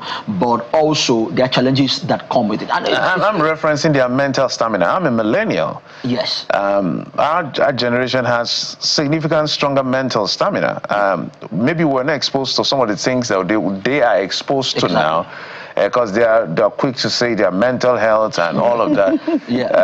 We did not have that luxury. Yes. What was even mental health in the first place? Exactly. Yeah. So you also would agree that the baby boomers also had more mental resilience than even the millennials. Yeah. Because it looks to me, and somebody rightly said, that good times actually create or produce strong people. Strong people create, good times create weak people. Weak people create weak times, right, or challenging times. And challenging times would bring out strong people. So when it's strong people would then produce those good times, and those good times will then produce weak people. So it's a cycle. It's a cycle. I like the way you put it. It's a cycle. And you would see that the baby boomers, which is a generation just before millennials, had more mental resilience than the millennials. Millennials have more mental resilience than Gen Zs. Gen Zs most likely would have more mental resilience than Gen Alpha, and Gen Alpha than Gen Beta, right? Because it is the cycle, it is the peculiarities of the generation that they are born into. And there are two reasons why it looks like they are shouting mental health. One is awareness. There's more awareness now than it used to be. So people now even know what is mental health in the first place. Just like you said, when we're grown up, if you say mental health, nobody will understand what you're saying. What do you mean by mental health? You say you can wash plates, you are saying mental health. So it won't and they'll give you a manual reset. Exactly. Just in it case won't make sense. So there's more awareness now, and the second part to it is there is less resilience now than there used to be, right? Maybe because it also came with the level of awareness, because people didn't really know what mental health is. So people rugged, or just made things work, roughed it out, in that sense. So I think that's what has really played out in why Gen Zs are always screaming mental health and all of that. Wow. That's still a lot. It's a cycle that I'm just processing. You have more questions, sir? Well, so how do we, get around all this? What do you do when you have people coming in to say, I'm dealing with this, I'm dealing with that? What are the treatment options for people dealing with trauma? How do they get out of it? Does everyone get out of it, or is it just some people they have to get therapy for life, or it's just for a moment and then they can move on? Again, people respond to therapy differently. So there are people, for example, who will need therapy for the rest of their life. There are people who even will experience what is called automatic remission. They won't need therapy, they will just find a way and get better. There are people who will need therapy, because again, there's something therapy and therapeutic interventions. So for example, there are things people do that are therapeutic. They might not even know. So if somebody, for example, practices gratitude, they might not know that what they are doing is therapeutic and is helping them in more ways than they know. There are people, for example, who have strong support system. They grew up in an environment where they have, a good support structure in their families, in friends, and what have you. And they didn't even know that in itself was what helped them to be able to go through difficult times and come out on top. So people have those kind of structures, and it could help, right? But I usually recommend that when you see visible trauma that is affecting you and affecting people around you, relationships around you, it's important to seek help from a professional, right? And a professional will definitely know what to do from there. There's trauma-based therapy, there's cognitive behavioral therapy, and things like that are used to help people who are dealing with trauma. traumatic events in their life. That's as we need to wind down. I cover, like all of us, cover public sector, and sometimes we see people exhibit tendencies even in public offices. Now the populace are the recipients of those excesses at the end of the day. And everybody's literally screaming at the top of their voice, not knowing where this is coming from. So if you were to educate the populace, for instance, looking at their public servants, politicians and all of that, and how they can respond to them based on the trauma they've taken to office, what would they be? So I'm educating the populace on what again? On the trauma exhibited by public officials. Yeah. It's interesting. Penchant for stealing, subverting the system. Yeah. Those are tendencies. We look at those things as culture. There's something beyond that. It is actually. There are certain people, even if you put the best of monies in their front, they will not move an inch to touch it. But some, behind the money, they'll find it. Yes, I agree with you. I agree with you. You know, a mentor of mine will usually give this example in the family system. He would say that there's a father, a mother, and 2 kids. Right, the father drinks. He goes out every day, drinks, comes back home drunk every night. The wife tells him, "Honey, you need to stop drinking. This drinking is not helping you. Neither is it helping our family." The 2 children, tell him, "Daddy, you need to stop drinking. We don't like the fact that you drink." But then he says, "Who are you to tell me what to do? I'm the man of this house. I'm the husband and the father of this house. I can't stop drinking. I will do what I say, and what I say is what we stand." Now, an election has taken place, right? And that election was 3 against 1. 1 was for drinking, 3 were against drinking. Yet who won the election? 1 won the election. So rigging started from the family. So you see that a lot of people then carry those things from the family system into public life, right? Because it is, for example, abnormal that somebody will steal all the can or they steal and sit on the can. Steal everything that there is and still not satisfied. It is coming from trauma. But we must understand that, and this is to the public, that everybody in public office is coming from somewhere. Right, it's coming from a family, and that's why we must take family education very seriously. We must take parenting education very seriously, because everything stems from the family. The family is a production factory of the society.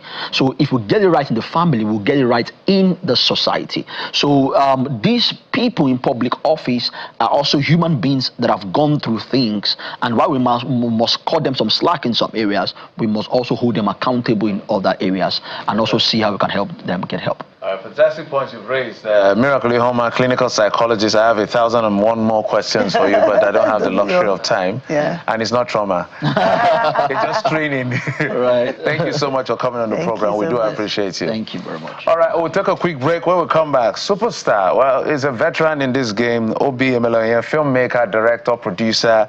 He has so many things that I don't want to list it out, but seeing it, some of them I didn't know before. But I'm sure you watched that movie, perhaps not the most popular one, Last Flight to Abuja. Yes.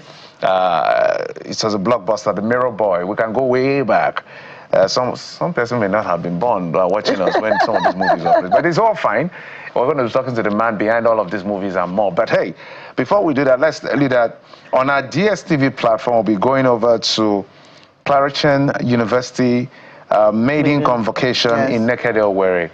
It's taking place live, but we will be on all other platforms across, but we have several other platforms. In just a moment, we'll be back with Obi Emeloye, the filmmaker. Join us again.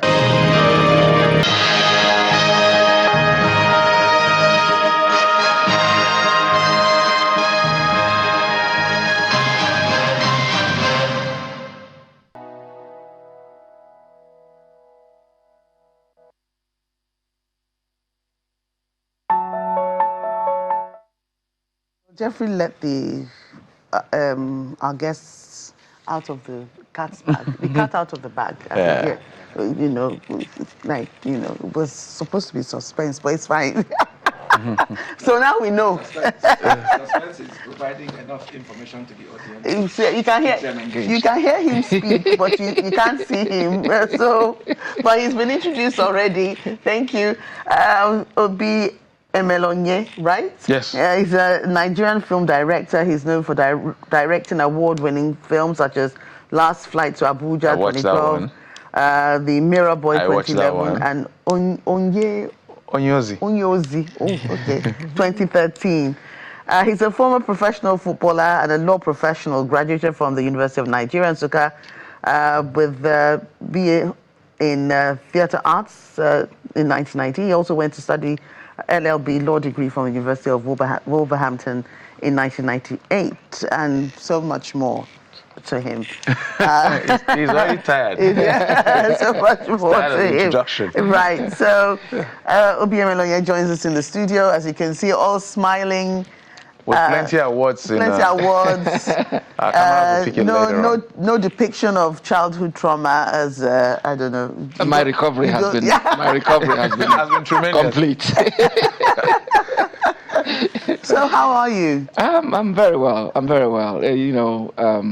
It's nice to come back to Channels. I consider this place my home. Wow. The support that I've received from Channels over the years, if I was to pay for it, I'll be broke now. I'm already broke. So no, it's nice to be back.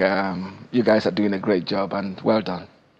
Thank you. I know we wanted to piggyback on this whole trauma. I know you were telling us off camera how there was a lot of manual reset by your parents. Just like, maybe walk us. I know you are recovered. Before we get to your art and artistry, let's talk about trauma. Yeah, I think just like the very proficient doctor said, everybody has a baggage, and it depends on how you condition your mind at the baggage and how you handle it. And I think parenting is nobody gets handed a child with a manual. You simply process based on your personal experience with your own parents and what you consider to be right in trying to bring up a child. And as somebody born in that era, when I say that era, I mean that old era, born into the Nigerian Civil War, the parenting at that time was a little bit more, for want of a better phrase, hands-on. So my dad was particularly assertive in that manual way. And I got a lot of beating. In fact, I'm part of a set of twins, and whenever my twin brother and my younger brother did anything, or we did anything together, I got punished. And my dad did not come to me to explain. I think now I understand he expected me to know better. It was almost like a sense of responsibility to me, but it was never communicated. So as a child, I felt that man hates me. But now as a parent, I understand. And now I try and practice it with my children. If there is any punishment going on, it has to be explained.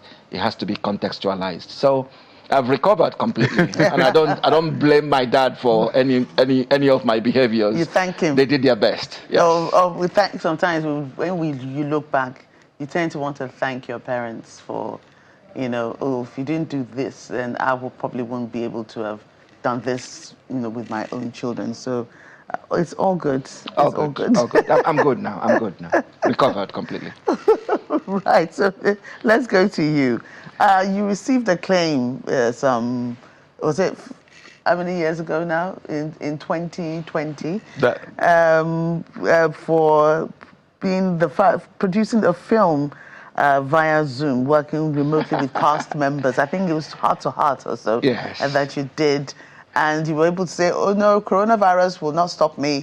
We will do this. And you did. Not only did you do it, it was you received a lot of acclaim and kudos for it too. I think. How did that play out? It came out of in lockdown. People have very short memory. Lockdown was brutal on us, and everybody was at home. You weren't doing anything. There was nothing happening. Nowhere to go. And if you were in a bad relationship, it was exacerbated at that time. So I sat at home and I watched my wife do a Zoom meeting online, a work meeting online. And I said, if they could do that, that means we could actually direct a film now that we are not able to assemble together. So I wrote a quick script, called somebody in Nigeria and then somebody in London, got their parents and their friends to operate the camera, recorded it on my laptop, edited it, and released it as just being busy. And boom, all of a sudden I got so much attention. CNN, BBC, they came calling that I was the first person to direct a film by Zoom. it wasn't a thing for me. I was just trying to keep myself mentally and physically occupied. So it's about, what it tells us is that wherever you are, as a creative person, desperate measures. Just do what you can. You don't know who's watching. And you have loads of accolades. Last Flight to Abuja, we will never forget that movie. It crashed. The plane crashed. Yeah, it crashed. We will never forget that movie. And one of the things I always like to ask, maybe too forward, maybe we'll come back later, is there's a new generation of filmmakers, actors. Some of you are some of those who were like at the vanguard of ensuring that we scale up. Our picture quality on one hand, our technical element, production quality is not just what we're used to. Talk to us about how it was either difficult or easy to be able to break now that we're not seeing these things as a new normal. But for you, that was you trying to be like a trailblazer. Yeah, I wouldn't take credit for advancing the film industry in a personal way. But I think a new generation of Nigerian storytellers emerged around 2010, from people who've been to film school and people like myself coming back from the diaspora. And at that time, the industry was controlled by a bunch of very enthusiastic businessmen. Marketers in Alaba. There's nothing to hide. they had a peculiar worldview, which was reflected in the films the stories that they told and how they made those films. So when we came about, it wasn't just the production quality that we were looking at in terms of technicals. It was also the creativity, the script, the stories, and how we told them, and the kind of stories in the first place. So when The Mirror Boy emerged as a story from the perspective of a 12-year-old, that was the first time. And then it followed the films like Anchor Baby and Kunla Falayons, Phone Swap, Stephanie Okereke's Through the Glass. It was a bunch of films in that era that introduced a whole new mindset that wasn't just commercially driven. It was artistically and creatively primed to win awards, and that's when the awards started coming. And The Mirror Boy enjoyed considerable success in the awards. The Last Flight to Abuja, I had a purple patch in that period. But now, like you said, there has been some kind of democratization of quality in our industry, and it's not just enough to shoot with wonderful cameras and technical quality. It's demanding more of you as a filmmaker now. Okay. So I mean, tell us. Well, you are a lot of things, really. The transition between being a professional footballer, you also, of course, you studied theatre arts. And then you did law and all that. And then to now becoming a filmmaker, which is what we now know you to be. There's a little bit more. I actually have a PhD in film from Goldsmith University of London. So I have been around the block. Yeah. And I'm doing master classes around the nation, Lagos, Port Harcourt, and Abuja. I've just come back from Port Harcourt. And what I'm telling the students and the people that I engage in those universities is, it took me a long time and took me a zigzag manner to get to somewhere that I consider to be of substance. But I wish that the creative young people out there would not have to go through such rigmarole to get to where they're trying to get to. So my journey has been, I would say, eclectic. I'm one of those people that would dance the dance with my age mates and move on to the next. I don't sit down and admire myself and admire my work and move on to the next. Yeah. So after I finished from the University of Nigeria in Nsukka, I walked into Rangers Football Club of Enugu and said, I'm good enough. Literally did. Said, I'm good enough. You need a certain level of confidence bordering on arrogance to do that. And a few weeks later, I was playing in the first team.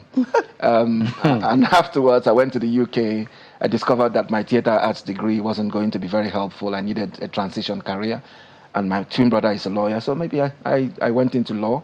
And I felt that law had transferable skills that I could take into the creative world. So I practiced law for a little while, and then when I felt the industry was coming up and I had built my own self-development to a decent level, I packed law up and faced film. I've faced film since then, and all the qualifications I've got extra have been in film. Yes, I've noticed you can really never pack law up. You know, when you're a lawyer, when you study law, once a lawyer, there's a lot of things that it helps you with. Yes. Like, so no one can cheat you in things. It's not that you'll be fighting legal battles, but your mind and your eyes will be open to a lot of things that, you know, so it's just like saying that I don't want to go to university, I want to study I want to maybe do vocational training, which is good. Yeah. But they also tell you that when you go to school, whatever vocational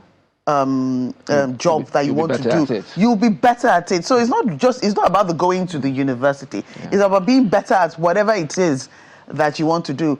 There was some time we were doing a report on tailoring people in different jobs, and a tailor said if you ran away from mathematics in school, you ran away because of math, you don't like math, and you now say, okay, I want to do tailoring itself, you will come back to make that math so even more severe conk than what you did in school.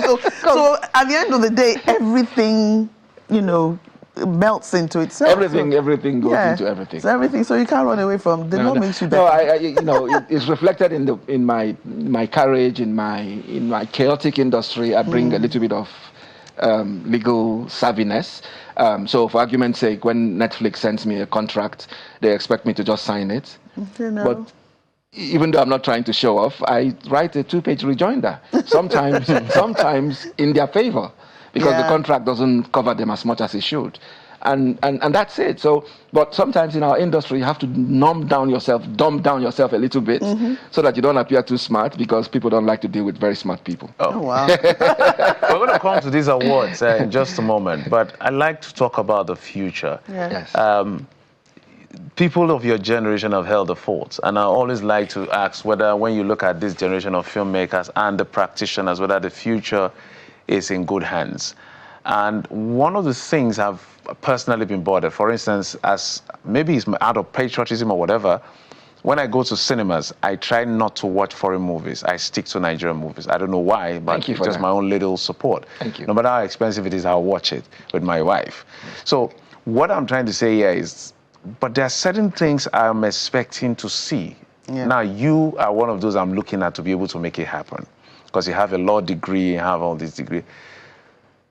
Intellectually stimulating series. I'm talking Suits, I'm talking Grey Anatomy. You know those series I'm talking about, The Good Doctor. Why don't we have such? I would start by saying Rome wasn't built in a day. Our film industry is still very young.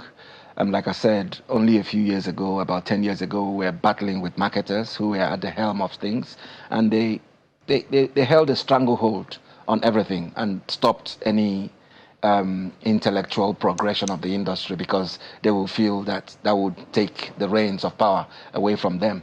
But we've broken free from that restraint now, and the industry is making huge progress. I would say the emergence of the streaming platforms into our ecosystem is a good thing, and also not such a good thing, because it has started curating a certain mindset with the filmmakers, and also conditioning the taste buds of the audience in a particular way. But I think organically we are progressing to that position where some of those projects would come up. But at the moment, the biggest challenge in the industry is monetization. You make these projects, how do you make your money back? Do you go to the cinemas? Like I have a film in the cinemas called Safari that starts on the 21st of this month, Friday next week. And with the cinemas suffering some kind of, what would I say, fall in favor in the eyes of the public. It doesn't deliver as much returns as it used to. And then the streaming platforms that came with a little bit of dollar signs in front of our eyes have kind of receded. They've kind of retraced their steps. One left completely, the other is prevaricating between coming or going. So at the moment you put the effort to make those projects. How do you make your money back? Because this is a commercial project, and most times you borrow money, like I did with Safari from Providence Bank to make the film. You have to pay it back, and if you make the project and the likes of Netflix or Amazon Prime don't take it, where would you take it? So I think once we formalize and create domestic monetization platforms for our films, then it will be easy to take this risk, because right now they'll be considered risks. So let's segue with what you're saying into what you're up to. What are you doing now? What's going on? I know you just mentioned your film. Names of your financial. What are you up to this period? Yes, in our film, in our industry, there is no last bus stop. There is no arrival. Some people will say, "I don't arrive." You don't arrive here. There is always a bus stop next. So I made a film called Safari that was shot between Kenya and Nigeria. It tells the story of a senator's wife who got tired of crying in her Lamborghini. And I promise you, this was written in 2015, and it was made last year. So it has nothing to do with the trending news concerning anybody in this period. But then she went to Kenya to try to find herself. And she gets entangled with a beach boy who was being accused of killing a British tourist. So she's gone from frying pan to fire. So it's a lively adventure story. I can already imagine the twists. Absolutely. I can imagine the twists. So Safari opens in Nigerian cinemas across the nation on the 21st of this month, on Friday next week. And the idea is to get people, and he won this award, Best Director, Best Outstanding Film, and Best Actress. I'll go and see it. Osasi Odaro, who's our actress. When does it open again? On Friday next week. Friday next Across week. all cinemas. Across all cinemas. Okay. I'll try and go and see it. Okay, that's as our own nice. support. Yeah. Thank you. Yeah, thank you. Right, it was lovely talking to you.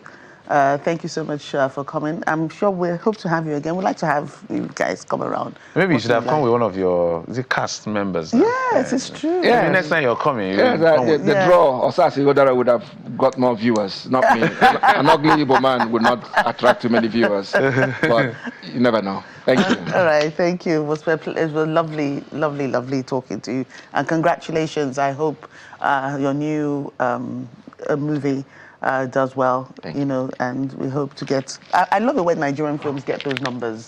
It's not just for one producer, but when people have, everybody should get it, so that we can have our industry not so young again. And Rome was not built today, but Rome got built. This Rome, in the end. Rome, It's a reference point.